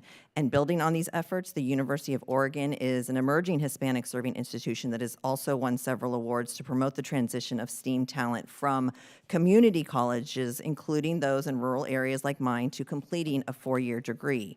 It's also my understanding that OSU, the Oregon State University, is leading a proposal to the new Regional Innovation Engines program with U of O and other Pacific Northwest partners like Lam Research, also in my district, which manufactures the fabrication equipment essential to advanced semiconductor manufacturing. So ultimately, I would expect that successful proposals will create new efficiencies in the talent pipeline by bringing educators, students, and industry closer together. So my question, how does NSF plan to take advantage of the on-the-ground student-centered expertise of diverse local institutions like our community colleges and technical institutions to build those partnerships through innovation engines and other NSF programs, and ultimately that will leverage your resources to ensure that we train enough skilled and technical workers to meet our economy's needs? Because truly right now, that is all my employers are asking for is workforce, workforce, workforce. No, Representative Salinas is an excellent question. And knowing something about Oregon and Intel, having a huge presence there, as you know, I can answer it very directly with Intel. We have a strong partnerships in terms of delivering their not only the technical workforce that is at the PhD doctoral level, graduate students, masters, and undergraduate students, but also skilled technical workforce working with specifically community colleges and minority serving institutions, the Hispanic serving institutions, HBCUs, and others.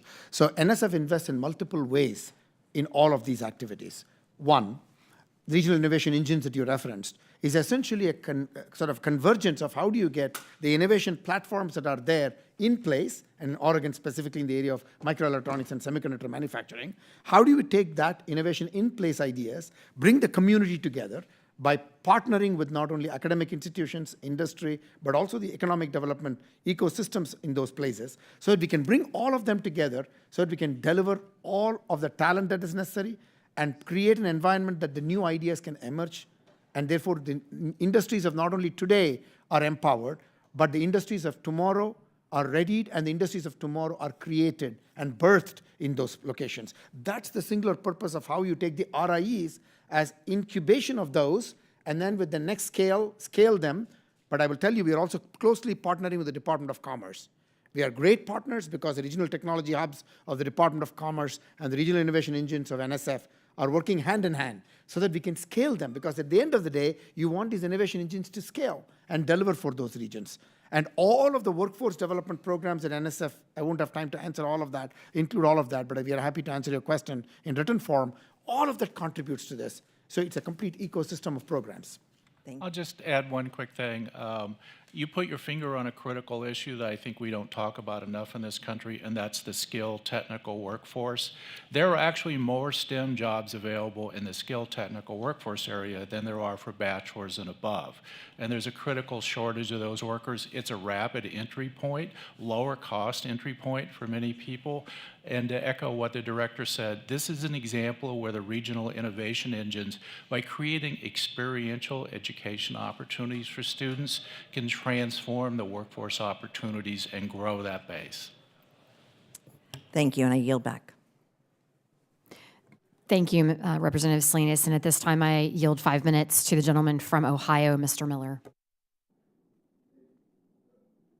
Thank you. And I appreciate my colleagues' comments on the other side about STEM workforce and technical education. I just want to say thank you to the chairman, and thank you, Stephanie, and thank you to the ranking member Lofgren for hosting today's hearing. And thank you to our witnesses for joining us to discuss the National Science Foundation's budget proposal for fiscal year of '24. Director Panchanathan and Dr. Reed, as you know, the NSF plays an important role in workforce development and STEM education. A couple important programs in these spaces are the Advanced Technical Education, ATE program, and the Experiential Learning for Emerging and Novel Technologies, known as EXCELLENT program. Let's start with the Advanced Technological Education program. Director, what role will this program play in meeting the nation's need for skilled technical workforce? Thank you. Thank you very much for asking this, Representative Miller. As you know, in Ohio, I talked about Intel in Oregon. I was there celebrating the groundbreaking of the Intel, working closely with Ohio State University and all of the community colleges and other institutions in the state of Ohio. We're all working together on this with Intel. And that's specifically focused on the skilled technical workforce that the chairman talked about rightly. That is very, very important to bring all of the skilled technical workforce that we need for our industries to be successful. So the ATE program does this, and it has been doing this for a while, but we are now, in fact, doubling down, tripling down, if you may, to make sure that you're developing the curriculum in these emerging areas, like whether it is quantum, whether it is AI, whether it is semiconductor workforce. How do you invest in the curriculum development?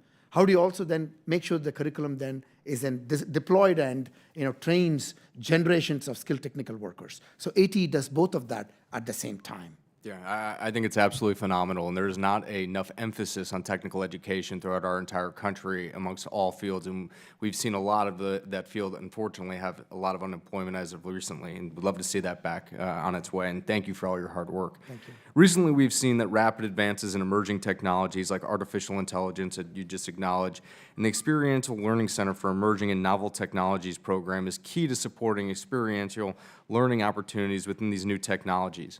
Director, how will the Experiential Learning for Emerging and Novel Technologies, known as EXCELLENT, program help to develop and maintain a diverse workforce as the required skills and training evolve? Again, an excellent question. This was part of the Technology Innovation Partnerships Directorate that we launched. We felt that we need the inspiration of experiential learning so that people can get their STEM spark excited even more and committed to wanting to develop their skills and therefore contribute to become the workforce of the future. So we have multiple pathways in the Excellent program. One of that is, how do we get people who are not in STEM at all to be excited by STEM and therefore wanting to train themselves?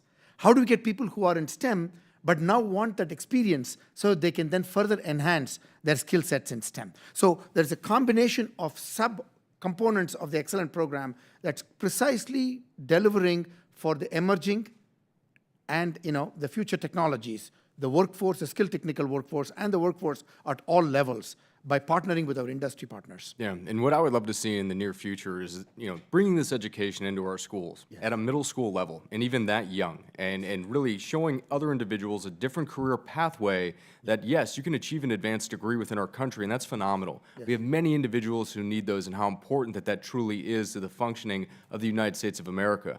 But more emphasis when it comes to the middle school level, and maybe a little bit underneath, that educational aspect of, you can do this, and the best part is how exciting it actually is. When you bring children into these rooms and you give them the opportunity to see what lies in front of them, they are excited because the technology is amazing, and they get a skill and a trade that they can take with them to set up in a beautiful life. And to me, that's the American dream right there, which I believe has been a little bit distorted, but thank you. Lastly, I just would appreciate the opportunity to hear about the NSF's work to prepare the workforce of tomorrow for upcoming challenges. Dr. Reed, what activities does the board believe the NSF should engage in to inspire and recruit future generations to the skilled technical workforce?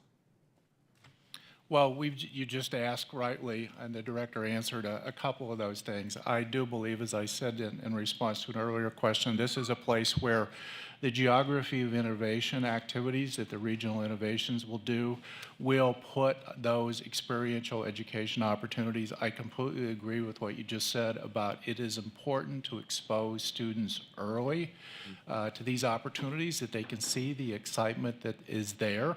And we have to deal with the reality that talent, as I said before, is everywhere. And unfortunately, too often what we have is people leaving regions to seek opportunities elsewhere because there simply aren't opportunities where they grew up. I'm a living example of this. I left rural Arkansas because there were no opportunities there to pursue my dreams.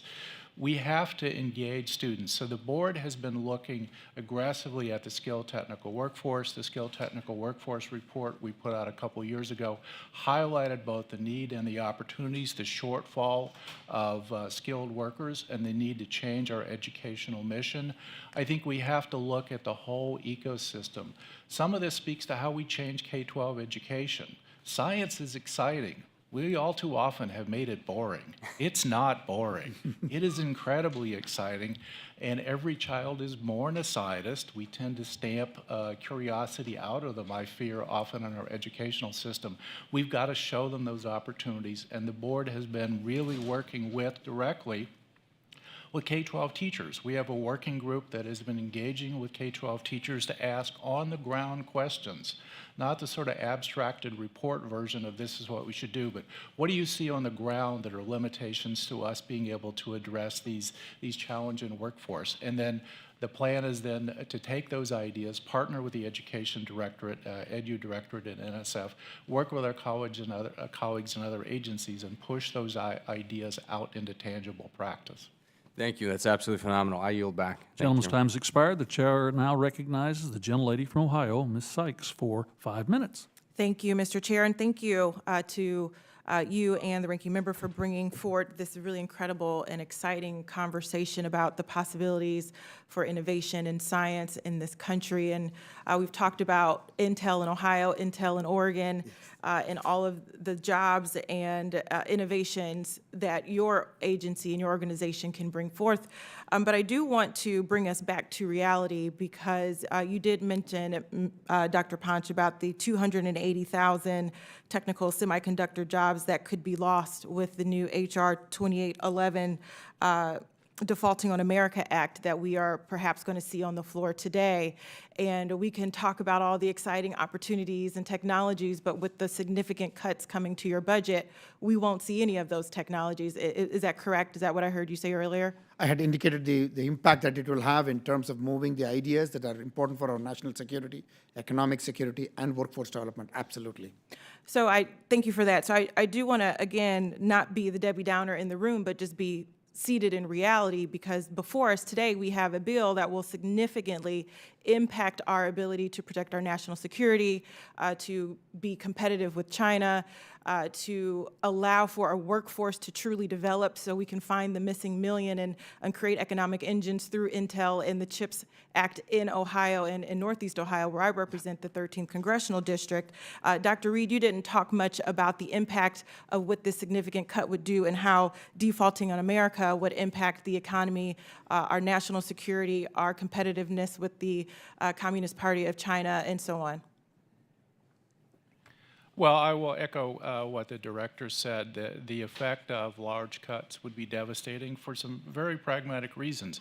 We're behind at the current level. If you look at the level of investment that China is making and what China leadership has announced in terms of its doubling down on the future, as I mentioned in my opening remarks, we're losing now. If we step back even further, then the rate of loss will simply increase.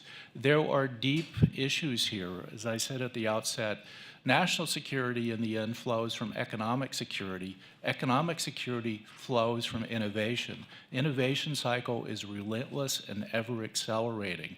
That's why we have to double down on the future, because that's what will secure the future of our country and of our citizens. And so, yes, I'm very worried that we're not willing to step up to the plate and do what I believe needs to be done to invest in the future, to cultivate talent, expand that base of innovation across the country, and empower the workforce that we need to compete. Because I do believe that our innovation system is the best in the world, but we can't starve it.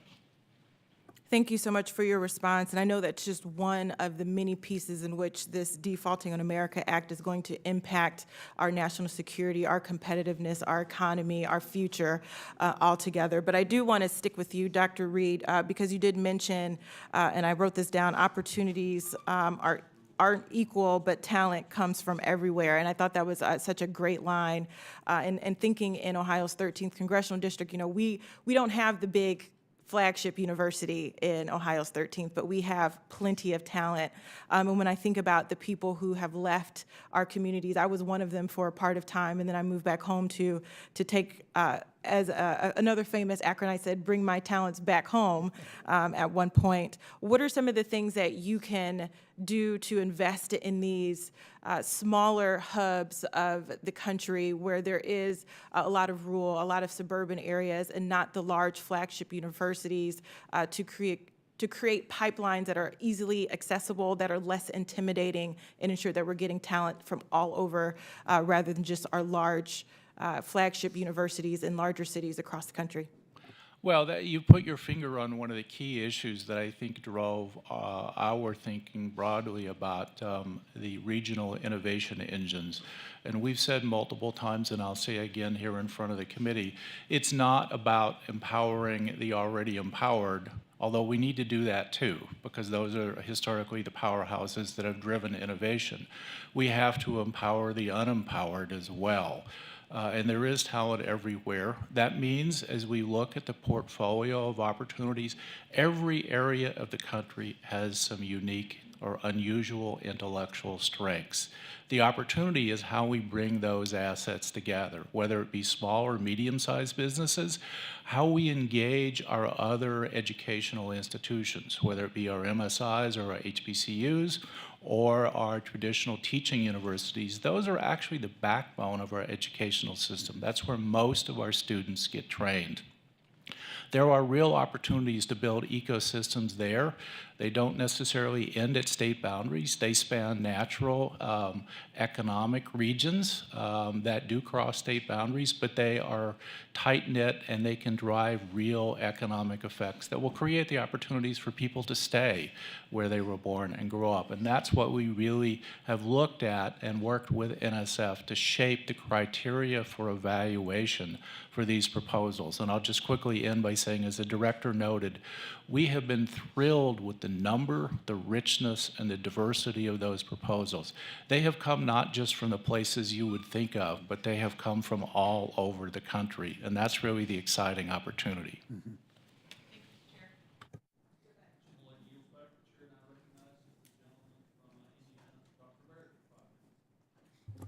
Thank you, Mr. Chairman and Ranking Member. I really appreciate you holding this hearing. I also appreciate our witnesses for being here and the expert technology that you present to us. Before I start, though, I really want to recognize Dr. Reed and his exceptional decision to attend Purdue University for both his master's and his PhD. Purdue is my alma mater, and it's in my district, so I think you made a wise choice. But you know, Thank you, sir. you bet. But my first question really goes to Dr. Panchanthan, dealing with why do you think it's important to codify interagency partnerships like the MOUs between NSF and DOE?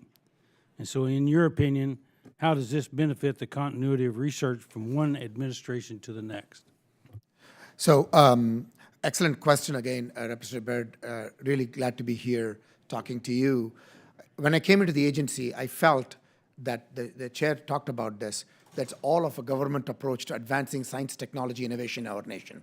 And the workforce is something that NSF has a unique role to play in terms of the work STEM talent for our nation. So when you're talking about any topical area, the mission agencies like Department of Energy, NASA, and others, NOAA and others, working seamlessly with NSF is going to make possible that the investments that the taxpayers are making are utilized fully without any duplication or minimal, if at all, any duplication, but highly synergistic and leveraging each other so that we can deliver for our nation in a way that not only basic research is conducted at the highest quality and outcomes, but also that they are translated rapidly for the economic, national security benefit and societal benefits. So we are deeply committed at NSF to partner with the Department of Energy and all the federal agencies to see how we can deliver for our citizens. I just add that truth is on the ground, and one of the things that is the real collaborative element are people, right? Paper is one thing, but it's people that actually drive real action. And many members of the Science Board and NSF have deep personal connections to members of other agencies. I actually chair a Department of Energy Advisory Board in addition to being chair of the Science Board. So I work personally to facilitate those collaborations, and many members of senior NSF staff and the Science Board do as well. Thank you. I really appreciate not creating silos and ending up working together through an government as the whole kind of approach. So I thank you for that. My other question deals with, in the past few years, NSF and USDA, the NIFA, Yes. have partnered to establish 2 AI institutes focused on advancing AI-driven innovation in agriculture and in the food systems. So why is this collaboration important, and what opportunity does the partnership create that neither agency would have on its own? Congressman Baird, I think I would like to double the number. We have 4 AI institutes in partnership with USDA. This is an extremely important partnership because you'll all agree that the future of agriculture is how do you ensure that technology-empowered agriculture, that farmers are empowered with technology so that we can have better yields, much more precise agriculture, and a whole host of things that you can do to ensure that we are in the vanguard of innovation in the agricultural space. And therefore, our partnership with USDA is centered on that because USDA's interests are to make sure that they are delivering to our farmers all of the things that they need in their hands. And I was very happy to be in Illinois, for example, looking at John Deere and talking to them and seeing how the partnership is so seamless And that's the kind of thing that we need to do more of. So NSF is deeply committed to that in terms of working with agencies like USDA. In fact, that has motivated us also to think about our own centers. In addition to AI institutes in partnership with USDA, right at Purdue University, we have an engineering research center called the Internet of Things for Precision Agriculture. So we're very excited about that. This is the lead institution is Purdue University. It's a $14 million engineering research center focused on increasing crop production while minimizing the use of energy and water resources. We all want that. And so we can be leaders in this area, and Purdue is a leading institution in this arena working with NSF investments. So thank you so much. Thank you for your response. Dr. Reed, we got 14 seconds if you want to make a comment. No, just echo what he said. Agriculture is much more scientific intensive than most people who haven't spent times on farms realize. Technology is driving the future for efficiency and conservation. We have to double down on that. Thank both of you. And I yield back. Gentleman's time has expired. The chair now recognizes the gentlelady from Colorado, Mrs. Caravero, for 5 minutes. Thank you, Mr. Chair, and thank you to you and Ranking Member Lofgren for putting together this very interesting hearing today, and to our witnesses for taking the time today to speak to us, and for everything that you do to advance science and innovation in our country. You know, the National Science Foundation is the backbone of America's fundamental research enterprise and the only federal agency that supports all sciences. NSF-funded advancements touch every corner of our lives and economy, which is exactly why we need to ensure that the agency is adequately funded. In Colorado, $372 million in NSF awards statewide supported fundamental science, advanced technical education, entrepreneurial training, STEM teacher training, small business development, and more last year. My district is home to a K-8 school called STEM Launch, so I really appreciate Mr. Miller's comments earlier on the importance of K-8 education. This school is in Thornton, and it uses inquiry and problem-based learning to inspire students to solve real-world problems with science and engineering. It's important not only that we inspire our younger students to pursue STEM fields, but we also ensure that every child, regardless of their demographics or background, has the chance to pursue these opportunities. So I really appreciate your comments earlier in the hearing. Now, in fiscal year 2022, NSF supported over 40,000 K-12 teachers and nearly 140,000 K-12 students. So Dr. Reed, what is the importance, more specifically, of experiential and problem-based learning in inspiring students to pursue a career in STEM? Well, it exposes them to how science is actually done. And so much of the dry recitation we often talk about in the scientific method misses the excitement, the passion, the joy that comes from understanding something. That's what experiential education gives. And anyone who's ever taught students realizes that the joy that when you see enlightenment on a child's face when they truly understand something, this is why we do this stuff. It's about empowering lives and understanding the fact that you can do this thing, because most of what we need to do to empower people is creating them in not only the opportunity for them to do things, but the belief that they can. And that comes from that hands-on experience to see that, yes, it's not just these people in white coats that don't look like me some other place, but they're people just like me doing this, and they're having the times of their lives, and they're having rewarding careers. I can do this thing. That's what experiential education creates, the fire early on in a child. And as one Greek philosopher said, you know, a mind is not a vessel to be filled. It's a fire to be lit. That's what experiential education does. Absolutely. I cannot agree with your comments more. And I had so many teachers along the way who inspired that love of science for me and led me to going into medicine. So Dr. Panchanathan, can you describe some of the NSF activities that support our teachers in K-12, especially those that are trying to close the achievement gap and create a diverse and inclusive workforce? Thank you so much for asking this question, Representative Caravello. I tell you that all of us can go back and identify ourselves being excited by STEM with the STEM spark. For me, the STEM spark for an 8-year-old kid was seeing the moon rocks, which were sent all across the globe by the United States. They did an amazing thing. And I was a small kid in India who went and saw this, and I was just blew me away. So we need to make sure, your point and the chair's point, everybody has that opportunity to get excited by that, to the teacher's question that you asked, our robot noise program is about teacher training and investment in teacher scholarships. We need a lot of STEM teachers, not only what we do in terms of the teachers of the future that are getting trained today in the departments of education in various colleges, but the teachers who are already in the workforce. How do we get them to work such that they can get excited by STEM, who in turn can then excite the students in STEM? So we're working on a number of programs within the agency to see how we can get that excitement even more ignited, as you said, not just filled, but ignited. That spark. And so we're working on a number of programs. In Regional Innovation Engines itself, we are making sure that also K-12 components can be connected. That's another mechanism. We have a number of programs in our STEM Education Directorate, which is focused on ensuring that we're able to build the K-12 capacity for teachers, STEM teachers. And so we're working on all those fronts. And Robert Noyce is an exemplar in that regard.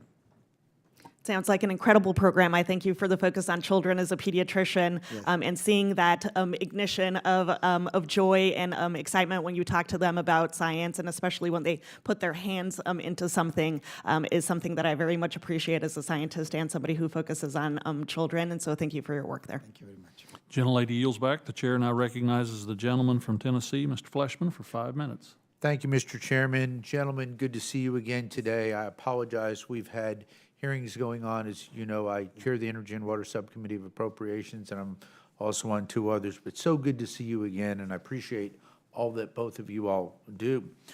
I know both of you share Congress's interest in ensuring that innovation and discovery happens across a wide range of institutions and researchers from all parts of the country. To that end, the CHIPS and Science Act made some changes to the EPSCoR programs at different agencies, including the NSF. Tennessee graduated out of the NSF EPSCoR program in 2014.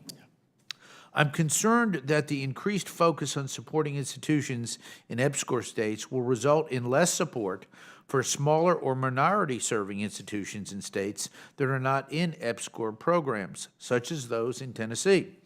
According to NSF data from Fiscal 2021, most institutions in Tennessee that conduct federally funded research would be classified as emerging research institutions.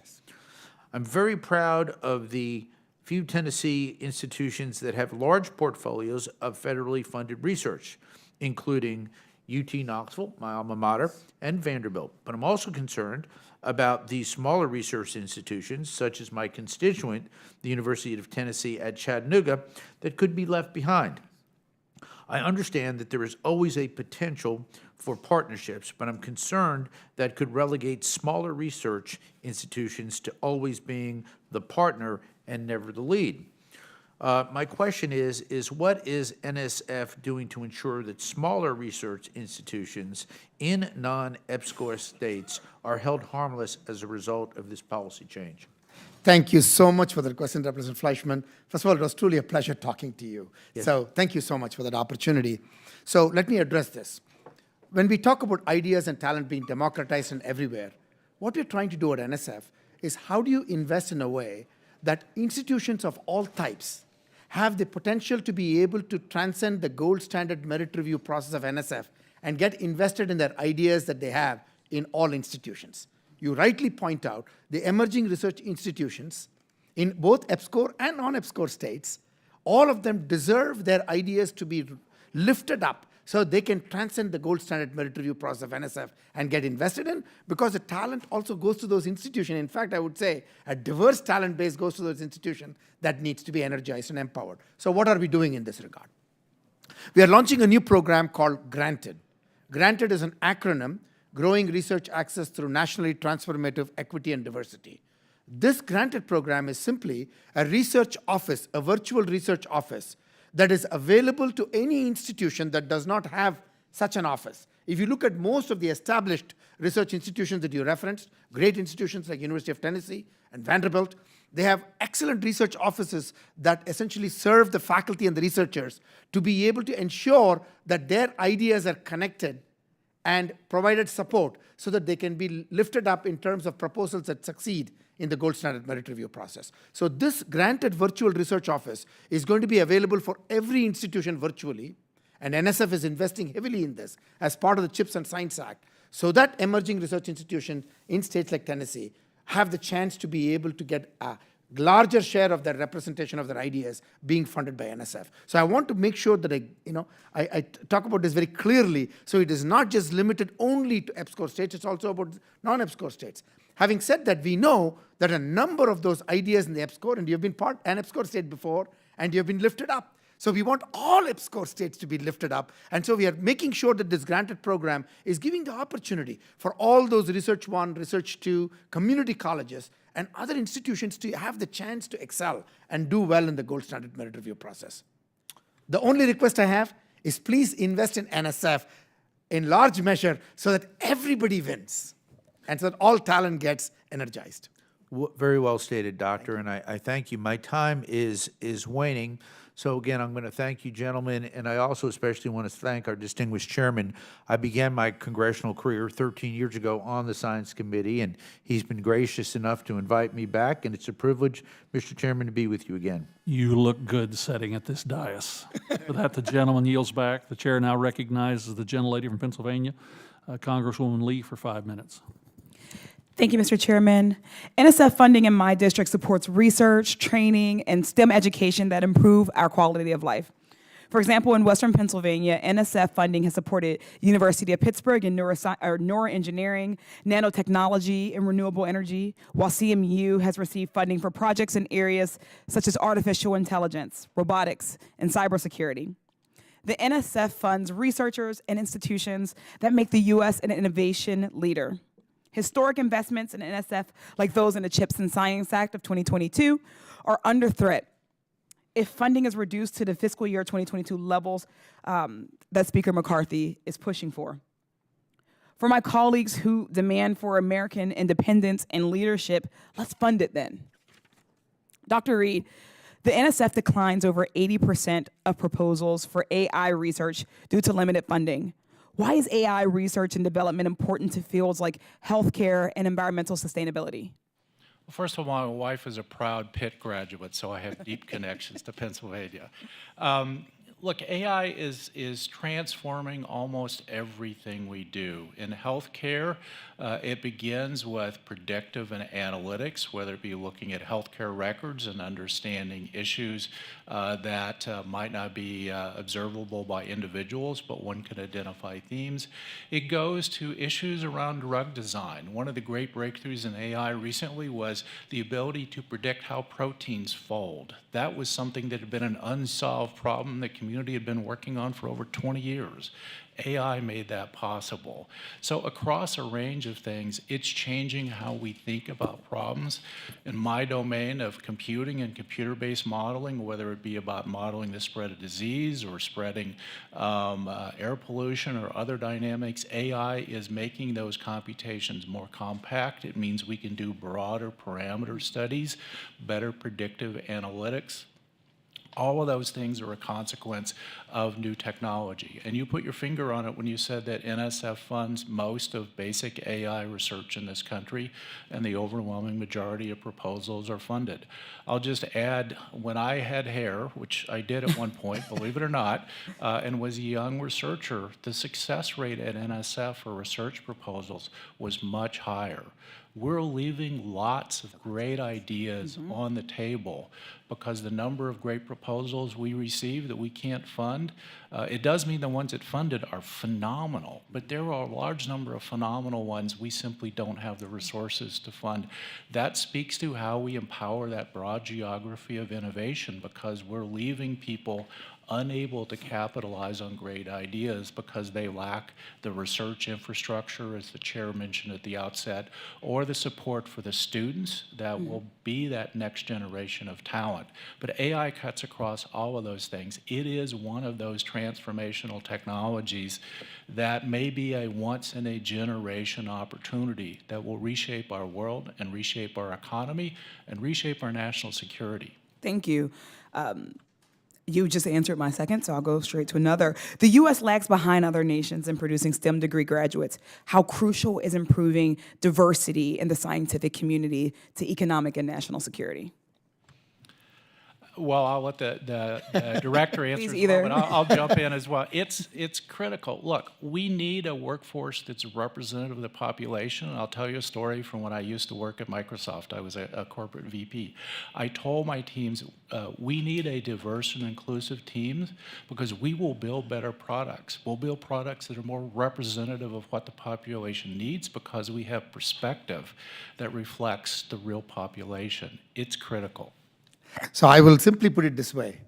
Without diversity, we will not be innovative. Diversity of ideas, diversity of context, diversity of experiences, diversity of backgrounds. All of this is what makes innovation so rich. So therefore, it's exceedingly important that we embrace diversity of all types so that we can make sure that we are in the vanguard of innovation because of the diversity. It's not just, it's a good thing to do, but it's a right and smart thing to do. Couldn't have said it better myself. Staying with you, Dr. Panchanathan, how will underinvestment in the NSF hinder the development of reliable U.S.-made supply chain of microelectronics and semiconductors? A lot. So in the interest of time, I will tell you that we have really faced, I addressed this earlier, we have really faced the challenges of what happened because of supply chain disruptions, with all of the offshoring of some of the activities that we should have had rightly here in the United States with the jobs right here. So what's happened is we are facing the consequences of that. Particularly in the COVID moment, we faced it even more. So we are bringing them and onshoring them back, and it's exceedingly important that we continue to invest in all areas, including supply chain, understanding the importance of the critical supply chain, and therefore the emerging technologies of national importance is something that we don't cede leadership or make sure that they are not where we are reliant on nations, particularly adversarial nations who are not going to necessarily partner with us. So it's very important that NSF is invested in turn, which invests in these important areas. I thank you both for the most enthusiastic exchange that I've had yet in my short time here. That is my time. I yield back, Mr. Chairman. The gentlelady's time has expired. The chair now recognizes the gentleman from Georgia, Mr. McCormick, for 5 minutes. Thank you, Mr. Chair. I want to start by echoing the sentiments and in sharing with the sympathies for Jen Wicker, her family, friends, entire Science and Technology Committee staff were in her recent passing. Just really, our heart goes out to her, and I just want to recognize her.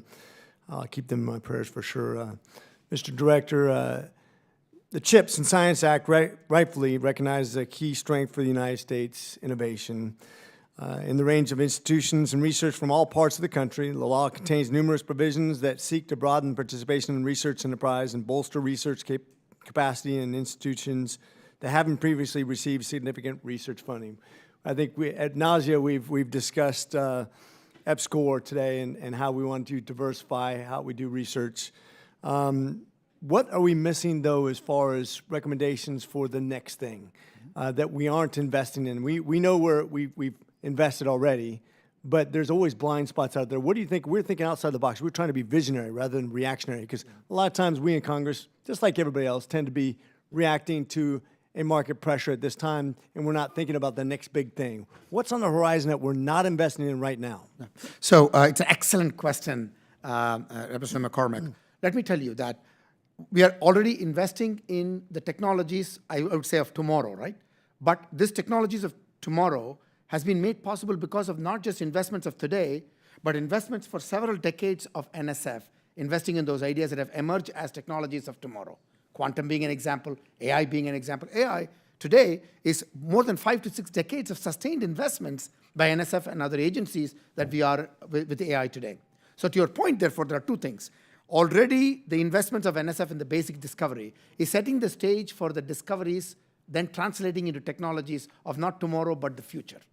That's the first point I want to make. The second point, as a physician, you'll appreciate this. The second point that I want to make is the fusion of disciplines is where the future innovations lie. Having built the biomedical informatics department in my previous role, where the fusion of medicine, biology, informatics, and computing and engineering is how the physicians of the future are going to deliver the quality care at the lowest possible price, right? And so these are the kinds of fused disciplines where the innovations lie. So what NSF is doing right now is preparing for that already, is all our directorates are now working together and not only advancing innovations in individual disciplines, but also at the intersection of disciplines. If NSF configures it that way, then the domains that we invest in, namely universities, are also going to configure themselves that way. So a person who's trained to become a physician is not only going to be a physician, they're going to be an expert in computing, they're going to be an expert in engineering principles, they're going to be an expert, or at least knowledge of, in social behavioral principles, because all of that is required to deliver the best possible and effective care, and you would appreciate that. So those are the kind of emerging areas that we are investing in also. You know, I really appreciate that because I do see a lot of crossover between different, as a guy who started off as a pilot and then went into medicine and just transitioning your brain into different, and you can see the crossover in technologies, and I appreciate your comprehensive approach to that. I also appreciate your definition of diversity. I think that's really important to think about it. It's not, we're not just defined by what we look like, but our experiences, where we grow up, our regional experiences, and that we respect that in all manners. One of the things I'm going to kind of I'll skip over my F-score because that's been just talked about a lot. One of the things I have concerns about when we're sharing information, just like with anything in government or in schools, there is a danger to that also. We know we're in direct competition to China. When I was at Georgia Tech doing my pre-med and instructing an associate professor, we had a case there where we actually had some espionage and we had some people arrested for sharing information. It was critical to the future technology, and we know we have a big problem in protecting our technologies into the future. And with all the corporate and government investments in technologies, especially in our universities, what are we doing to protect that? Especially since there's been some recent investigations that have actually resulted in convictions of both professors and students.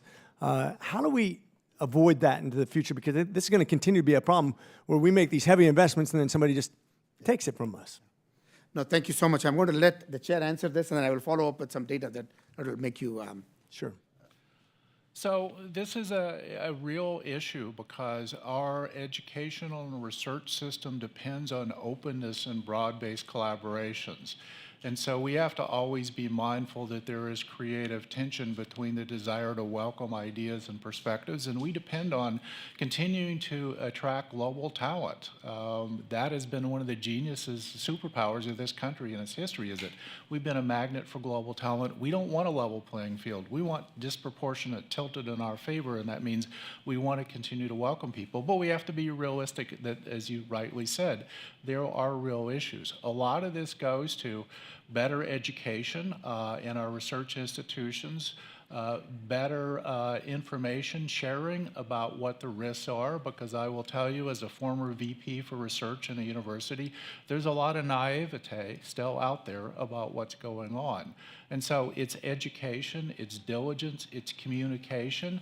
The foundation has worked hard to ensure that its research integrity and research security office can be mindful of those issues, and they can put in place policies and mechanisms with the universities collaboratively to be able to manage those things. And I'll let the director expand a little bit more on that. But it is a creative tension. It necessarily is, given the nature of our society. We have a chief officer for research, security, strategy, and policy, and we have a team which works very closely with the intelligence agencies, Defense Department, other agencies, administration, and Congress, and more importantly, as the chair said, with the universities, to make sure whatever needs to be protected is protected and safe, that people disclose their conflicts of interest and conflicts of commitment, and we make sure that we not only are relying on their disclosures, but we're using analytical tools to ensure that we're verifying.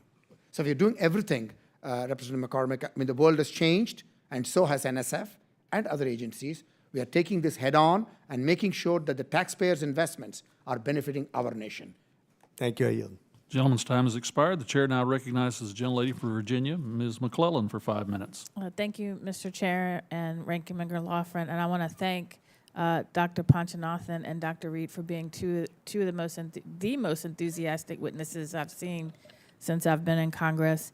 Dr. Panchanathan, I was glad you had the opportunity to visit the 4th District of Virginia and see some of the groundbreaking work that we are doing, and was very pleased that Virginia State University in my district has received funding through the Historically Black Colleges and Universities Excellence in Research program. They're doing great things with that.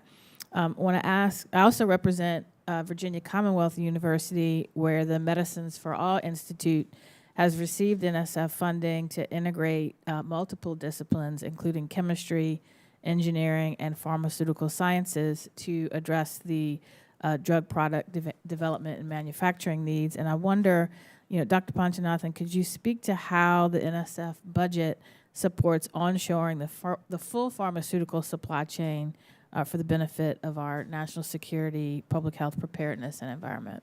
Thank you so much, Representative McClellan. It's truly a delight to be here with my friend, partner, and a colleague working together. That's why you see the excitement. We work together very well. So to your questions, before I go to your question, it was truly a delight visiting Virginia Commonwealth University. You know what the highlight of my trip was? Franklin Military Academy. Oh, great. And I saw these unbelievable students in high school doing these amazing projects. And when I talked about STEM inspiration earlier, they are all inspired. And that's the kind of inspiration we want spread everywhere across our nation. We are thrilled to invest in Virginia State University as well as VCU. And to your question on onshoring, biotechnology is a significant focus area for us because we believe that emerging technology, we need to make sure that we are seizing the opportunity to be in the vanguard of innovation. So in fact, we're investing in biofoundries through the TIP Directorate so that it is all across our nation. And biomanufacturing is something that we need to make sure that it is in place. And in places where we have the convergence of the ideas, the buildup of the technology, and how do we then scale the technology, all of them coexisting together in these regions. And RIE is focused on, regional innovation engines are focused on that kind of an approach. Great. We know graduate students are often full-time researchers with additional responsibilities, but are paid very little, and many of those graduate students are from lower-income families. Can you talk about what NSF is doing to address the financial instability faced by so many of our graduate students? Yeah. It's a very, very good question. So as you know, NSF does two kinds of investments. Many kinds of investments, these two on the graduate front broadly categorized. One is what NSF invests directly called the Graduate Research Fellowship Program, which is a very prestigious fellowship program. Now, we invest about $2,000 to $2,500 in the 24 budget. We have asked for that increase in the number because there is so many applicants, well-deserved in terms of getting those investments. Since I became director, we have increased the investments from what used to be $34,000 to $37,000 now. And we're also, the tuition remission that we provide, which was $12,000, is now $16,000. So we're keeping pace with what is happening in terms of inflation as well as other kinds of things that we need to make sure that they are paying at least living wages to be able to want to pursue this, because they do pursue this out of the real interest in wanting to contribute to science and technology and engineering and others. And so we are mindful of that. The second path, which is we fund our grants, and the grants then go to the institutions which then fund the graduate students. So which means that we're encouraging now, as we speak, in terms of what we can do to ask our institutions to submit whatever is the true cost for a graduate student. And that if that means that the grant size has to increase, we should make that happen. Whatever is the size of the grant, we should be paying the graduate students, because we cannot risk losing good graduate students because they found that they're already taking a huge pay cut to do the graduate program. We don't want them to sacrifice where they can't even have a living wage. And so we are taking that very seriously and working on both fronts. And the board is extremely supportive of this, and in fact has brought us to our attention how important this is, and that is because of Chair Reed, and I will let him speak to that. Yes, I mean, this has been an all-hands-on-deck conversation among the board. Workforce writ large is our #1 issue, but you put your finger on the issue. We're asking the best and brightest in our country to take a vow of poverty to pursue STEM careers. This is not a sustainable operation. We've got to be honest about those true costs. It's a reckoning that has to take place across the country if we want talent to continue. And you also rightly said those costs fall disproportionately on first-generation and underrepresented students because they typically start graduate school with higher amounts of debt. They've taken on deferred income in addition to low wages. We have to continue to raise those stipends. It's got to be a national conversation. I have begun some of those conversations with my colleagues across the country, wearing my hat as chair of the board, and I know OSTP and PCAST have also talked about these issues. It's got to be addressed. Thank you, Mr. Chair. I yield back. The gentlewoman's time has expired. The chair recognizes our honorable Dr. Babin from Texas. Thank you, Doctor. I appreciate it. Director Panchanathan, Director Punch, I guess. I am concerned by the recent NSF announcement that the agency intends to wind down operations of the JOIDES resolution, or JR, as part of the International Ocean Discovery Program in FY24, thereby leaving the researchers with no U.S.-led scientific ocean drilling capabilities. How does this plan address the ocean science community stakeholder priorities carefully laid out in the 2050 Science Framework document? Thank you so much for asking Briefly. the question, Yes, sir. Mr. Babin. Okay. I just want to underscore this right up front. This does not signify the end of the U.S. program. I just want to be very clear. Good. Why do I say that? The vessel is nearing its retirement. The EIS expires in 2028. It has been 45 years old. And the current operational model requires significant contributions from our international partners to also move this forward, and that is becoming increasingly not viable because of the changing priorities of our international partners. Having said that, NSF is committed and will do everything to support the operation of the core repositories as well as the research on the archive course, and we have a lot of them already that is there, and we are going to make sure that the research continues on those and the use of alternate or mission-specific drilling platforms and other efforts. So that's to make sure that we are not ceding any leadership position here. Yes, sir. At the same time, we are also going to engage with the young researchers in the scientific ocean drilling community, early career researchers, to sit with them to see how we can plan for future scientific ocean drilling and promote those opportunities. So we're working on both fronts, is what we might do today to continue this and what we might do preparing for the future. Okay, thank you. And then my next question for you. In fiscal year 24, NSF budget justification document, NSF proposes an annual budget of $52.77 million for the IODP for the next 6 years. After detailing the great successes of the JOIDES resolution, the budget proposal states that NSF has decided not to renew the IODP operation and maintenance, or JR operations, in fiscal year 24. And given that the operations of the JR constituted the bulk of the IODP funding, what does NSF plan to do with the $52.77 million? So as you can appreciate, Representative, when we take the taxpayers' investments, we want to make sure that we are investing in places where the maximal impact is realized. So it is not that we are walking away from anything. We are good at starting things. I know all of us can attest to this. We are good at starting things. We are also good at sometimes sustaining things. But it's very hard to say that something is done and we need to move on to the next thing where we need to close. And in the interest of making sure that we are delivering for our taxpayer investments, we have to take a critical look at every project and see what are the things that has been achieved, what needs to continue to be achieved. And we invested in IOTP, JOIDES, and so on for many, many years. And now we are saying, what can we continue to do in terms of the research rigor, but not necessarily using those as only continuing investments, but investing in things like, for example, how do we get the talent trained for the future? How do we get our industries having the workforce that they need today so that we can be competitive globally, that we take care of our economic and national security concerns very seriously? Okay, thank you. And then third, NSF's announcement that it is ending operations of the U.S. scientific drill ship 4 years before its expected operational life leaves the U.S. without a U.S. vessel precisely at the same time that China is putting their drill ship into operation. I am concerned by the loss of scientific leadership for the U.S. as a result of this announcement. What resources do you need to establish long-term U.S. leadership in ocean sciences while extending JR operations? So, Representative Babin, I will tell you, as I said earlier, this again refers to JOIDES resolution. We want to make sure that we are investing on those things that continues the research progress, but we are also at the same time preparing for the future. And we want to make sure that when we prioritize, and the chairman spoke about this, we have a number of infrastructure projects that we have in line.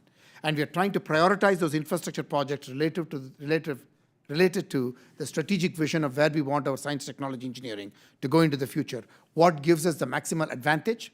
And investing in those. And therefore, in this case, we are going to assemble the group of scientists who are involved in ocean drilling to make sure that we are planning for the future. Having said that, we do a lot of other investments to continue ocean sciences, ocean research.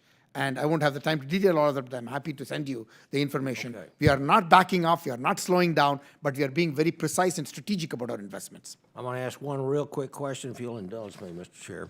Dr. Reed, what is NSF's plan for filling the gap in ocean science drilling beyond accessing current core samples stored at the repositories or relying on foreign entities? Well, as the director said, this draws on community perspective. One of the things that I've always been impressed about from NSF and my 40 years of engagement with it is that it is community driven. It takes ideas and priorities from the community and it convolves those with budget realities to make appropriate choices. All of these things across all of the STEM disciplines draw on community input. They surface ideas, they make cases via national initiatives, via national academy studies, and the foundation takes those as really the driving impetus for its priorities. So it will come from the community. Thank you very much. I'm out of time. I yield back. Thank you. Thank you so much. The gentleman's time has expired. Next up, we have our Honorable Mr. Mullen from California, please. Thank you, Mr. Chair. Thank you, doctors, for your testimony. My question is around artificial intelligence and the implications for our democracy. DARPA, I believe just last week, demonstrated its impressive work on creating tools for detecting deepfakes, so-called deepfakes, and the use of artificial intelligence in political communications. I'm concerned that much of the research around this area of AI has been in the defense and intelligence realms, important to be sure, but not enough is being done specifically as it relates to protecting our democracy going forward, including at the state and local level, so the use of AI in political content. So my question is around the role of NSF, what might be done by NSF to take a more active role in researching and planning for how we better protect our democracy against nefarious uses of AI, and beyond basic research, how might NSF play a role in better preparing the American people for the misuse of AI in elections and political communications? Well, I will say this is an issue that's top of mind. In fact, I'll illustrate it with a concrete example. At the upcoming National Science Board meeting, we will have members of the Defense Department coming to talk to the collective leadership about exactly this issue. The challenges around deepfakes and the way that AI is being used by global actors to influence our political process, and why it's critical that we have an understanding of how that technology works, how we can detect those actions and respond appropriately.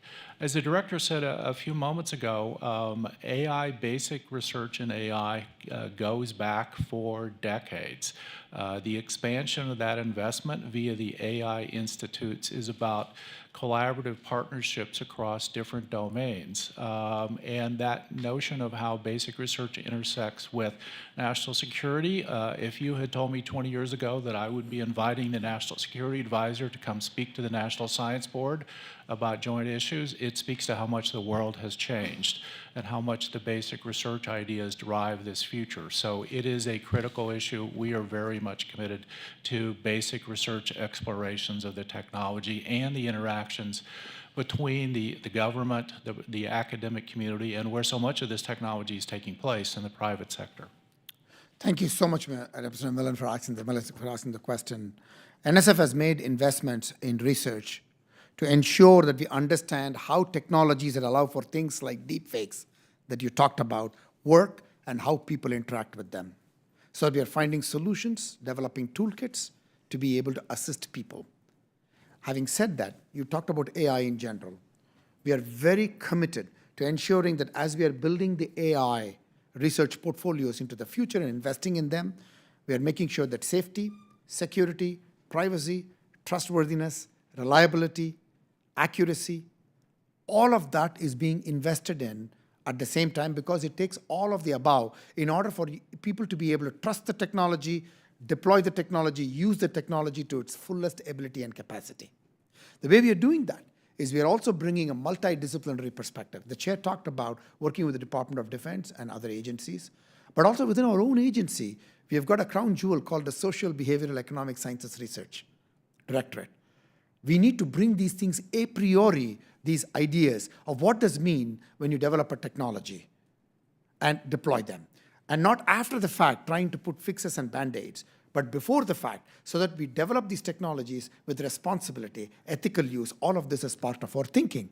So in our AI investments, therefore, we are ensuring that explainability, understandability, ethics are all part of the threads of how we are making sure that our investments address those concerns and emerging concerns to ensure that we're providing safety, security, privacy, and trustworthiness as how we move forward into the future. Appreciate the answers very much. Look forward to further discussion on the matter, and I yield back. Thank you, Representative Mullen. The gentleman yields. With that, the chair recognizes Mr. Frost from Florida. Thank you, Mr. Chairman. Dr. Reed, you included a proverb in your written testimony where there's no vision, the people perish. And for my home state of Florida, that's a reality and very real. You know, my constituents, my family, my friends now face deadly storms year after year, and their lives could depend on Congress having the vision to fund the National Science Foundation's wide-ranging, comprehensive climate and resilience research. Dr. Panchanada, did I say that right? Yes, there we go. Panchanada. In your March letter to the Appropriations Committee, you said that a 22% cut in funding would lead to the loss of 4,600 grant awards and the lost knowledge of 66,000 people pursuing STEM. Yes. In the area of resiliency research, what could come, or what could that loss of funding mean? So in all areas of research, the loss of funding will have a detrimental impact in terms of being able to fund those great ideas that our researchers are proposing, our students are proposing, and losing them, we are essentially ceding our leadership. By de facto, that means our international competitors can leap forward and take advantage of this moment that when we are underinvesting or not investing to the extent that our ideas and talent need to be energized.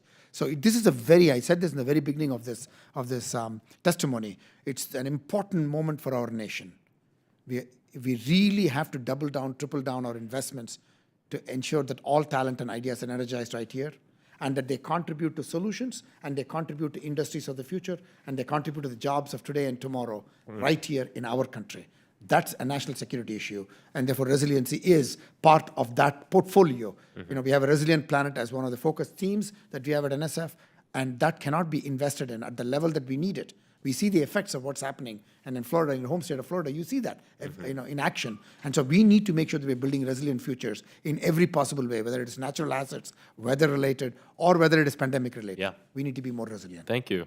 You know, in 2017, a Category 5 hurricane and a Cat 4 hurricane both hit Puerto Rico and Florida just 10 days apart, devastating the island and forcing many to leave their homes for good. Florida now sees multiple hurricanes hit our coast and cities each year. I actually just went Orla Vista community in my district where people are living in the sheds behind their homes because of the storm surge that completely took over their house, and they're still not able to move into their home. In response, researchers at the University of Central Florida, Go Knights, are using an NSF grant to study the effects of multiple landfalls on our buildings and our natural environments. We don't know where that research will lead exactly, but the results will almost certainly save lives. Dr. Reed, would it be fair to say that a loss of funding now means that it could mean a domino effect with the loss of life-saving knowledge in the future?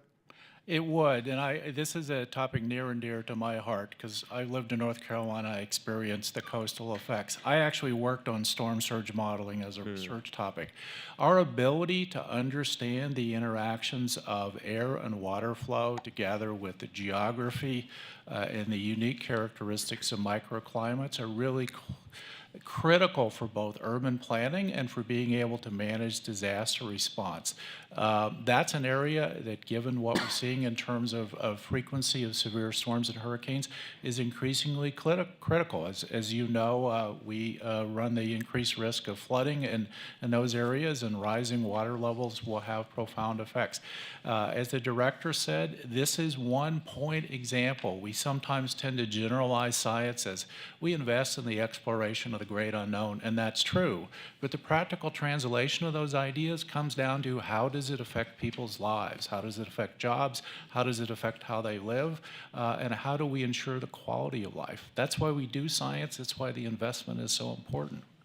No, 100%. And, you know, at the end of the day, when we talk about this type of work, the people who we benefit from it as a country and as a humanity, But the people who really need this information are folks who don't have the means to leave quickly, especially during these storms.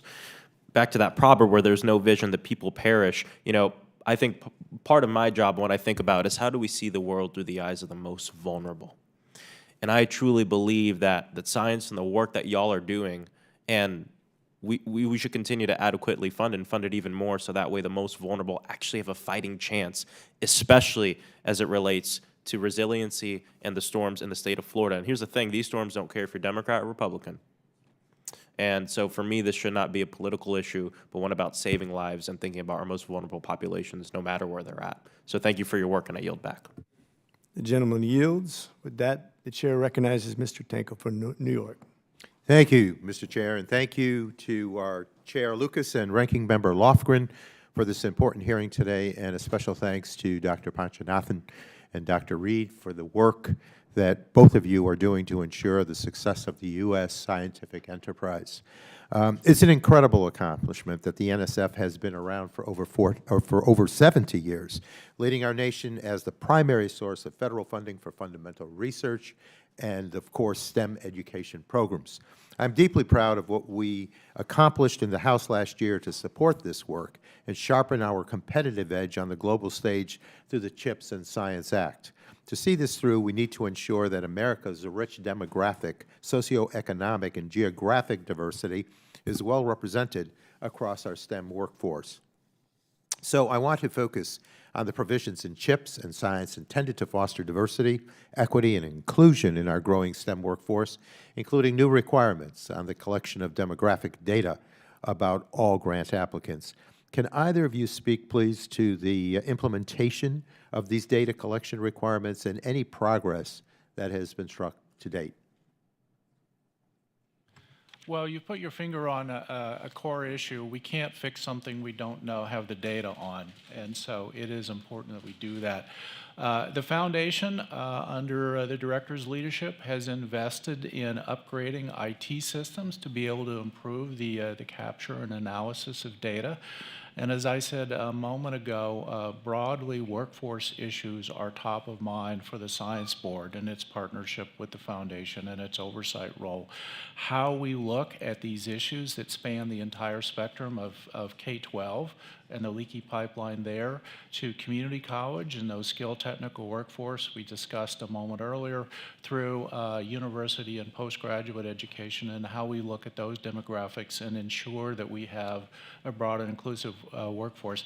There were actions going on at every one of those levels, both operational, for example, in terms of data analysis, but also programmatic as we look at what's working and what's not working. Because I think the core for data is to identify what is working, and then you double down on that. There are other programs that may be less scalable or less effective. You scale those back, you shift the resources to the places you see it's making a difference. That's why the data matters. Representative Tonko, an excellent question. You're addressing it to computer scientists. It turns out, who believe in this concept of data-driven everything, particularly decision-making. So when I came to the agency, what I did was I said, let's take all of the information infrastructure of the agency and make sure we empower them. And this COVID moment has taught us a lot of good lessons in terms of what it takes to build an infrastructure that makes possible harvesting data, utilizing data, and therefore allowing database decision-making even more at a higher level of intensity. Second, it's important, as we are all investing and talking about investment, that those investments are clearly reaping the benefits and the rewards. We clearly know it is. It is qualitatively, in many cases, we know there are many stories to be told, but we also want to quantitatively establish even stronger. We do that. Even stronger, the quantitative evidence. And the board has been a tremendous partner in this, in terms of motivating us to do that even more, as the chair just talked about. So let me give you a concrete example. It is not just about the talk, it's about action. So at the agency now, we have launched a new Office of Business Information Technology to elevate the whole information technology infrastructure and the importance of data, the importance of analytics to the level of the Office of the Director. Not just only, sort of in the weeds, as important as it is, but it's got to all be managed strategically, both bottom-up and top-down working together, so that we gather appropriate data, we have the infrastructure to process and gather the data, and we are able to visualize the data, we are able to transact with the data, we are able to make decisions based on the data, and that everything is captured, and that we are working with our partner. This cannot be done by NSF alone. We have to work with our university partners where we invest in to make sure they are presenting the data. All the places where we invest that we are gathering the data so that we can measure progress and keep ourselves accountable. Well, I appreciate the enthusiasm from each of you. Dr. Panchanathan, in your written testimony, you note that in fiscal year 24, NSF intends to prioritize both advancing research equity and supporting the next generation of researchers. One of the principal programs in the budget under the Create Opportunities Everywhere theme is the NSF Graduate Research Fellowship Program.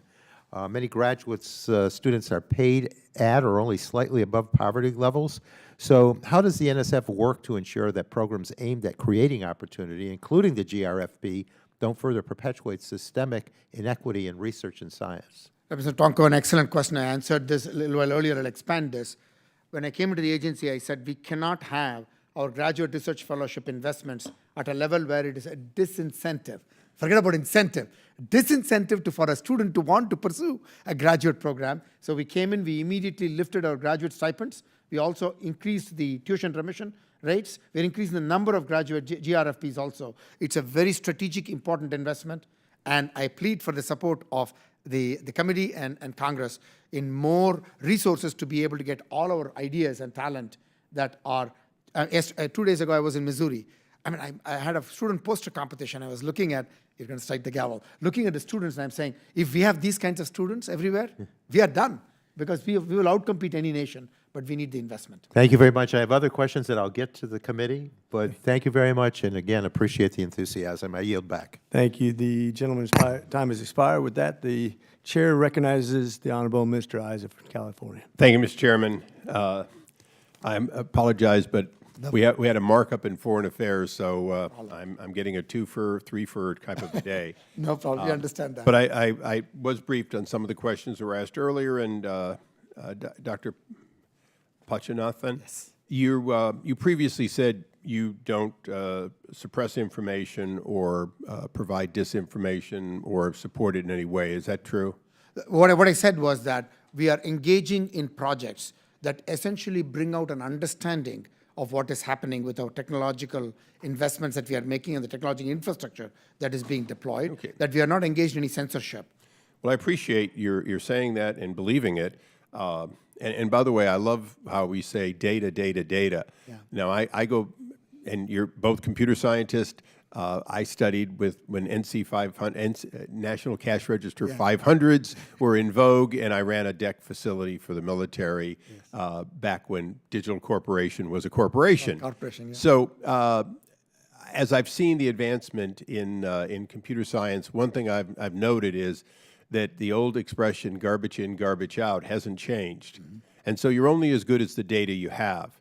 And contrary opinions are only as good as the ability to present them with some level of equality. A data search that suppresses anyone or steers anyone in a direction, by definition, denies equal relevance to data that you agree with and disagree with. So I see your head's shaking. Yeah. And for that reason, I do have to ask, for example, and I don't want to hark on it, but I brought it up in a previous hearing, the $130,000 that went to a university in China, one that the Chinese Ministry of Defense uses. It is clearly a CCP operation. Why should we believe that any money given to the Chinese Communist regime, directly or through the university structure, doesn't, and particularly when it is in support of what one might call disinformation, why should we believe that that isn't a misuse of funds, albeit a relatively small amount, but it still is one that I question. Should we go through the data and pull that kind of funding away since you have such limited funding? Yeah. No, Representative Vice, it's a very, very important question. As you know, in the geopolitical context that we are in today and our adversarial competitors, and using asymmetric means, we have to do everything that we don't promote anything that allows them to take advantage of any of that. Before you got here, Representative Vice, I mentioned that the 2 sub-awards that was referenced, they don't exist anymore. We are very clear about investments, particularly in terms of our adversarial competitors, and taking advantage of the investments that we make here, because it has to work for the objectives of what we want in the nation. And I only ask retrospectively to ask, have you gone through the system to make sure that prospectively we're not going to be back here again? That's exactly what we are talking about, is to make sure that our investments are carefully reviewed, to make sure that we are putting research security strategy, policy, protocols in place, and we have a number of them. Representative, we can outline that for you in a written response if that's helpful. We are making sure that we are taking every precaution. We are working very closely with the intelligence agencies, with the Defense Department and other agencies, to make sure that we are not investing in those things that does not, that proves advantages to our competitors or adversaries. Okay, and maybe one additional example that I'd like to have you comment on. It's an NSF video with Professor Michael Wagner of the University of Wisconsin-Madison. They've received millions of dollars. This is not as small a grant. And one of the quotes was that they say it's not censorship, but he says in the video, course correct is trying to nudge us in a direction of understanding and agreeing upon verifiable truth. Now that sounds pretty benign, but realistically, he wants to course correct to his truth. Is that good implementation of science, or is that exactly what you must guard against? We fund programs to people who have opinions, but a course correct that essentially denies or moves people toward just one, is that inconsistent with the NSF role? NSF invests in those things that you use the word understanding.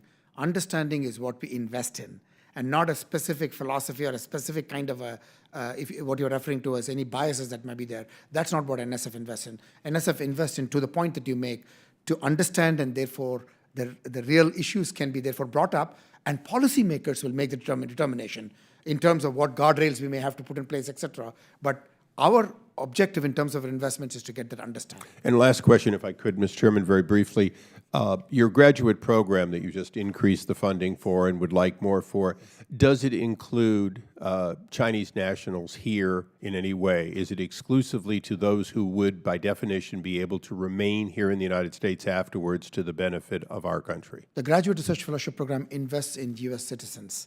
I wanted to make that clear, and I want to thank you, because I think it's so important that we look at the retention of our investments. Exactly. Mr. Chairman, thank you for your indulgence, and I yield back. The gentleman's time has expired. I thank the witnesses for their valuable testimony and the members for their questions. The record will remain open for 10 days for additional comments and written questions from the members. This hearing is adjourned. Thank you. Thank you so much, Chair McCormick. Great job, my friend.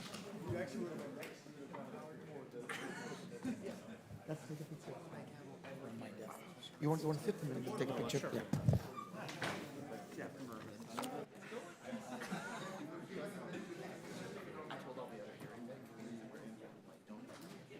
Just about everybody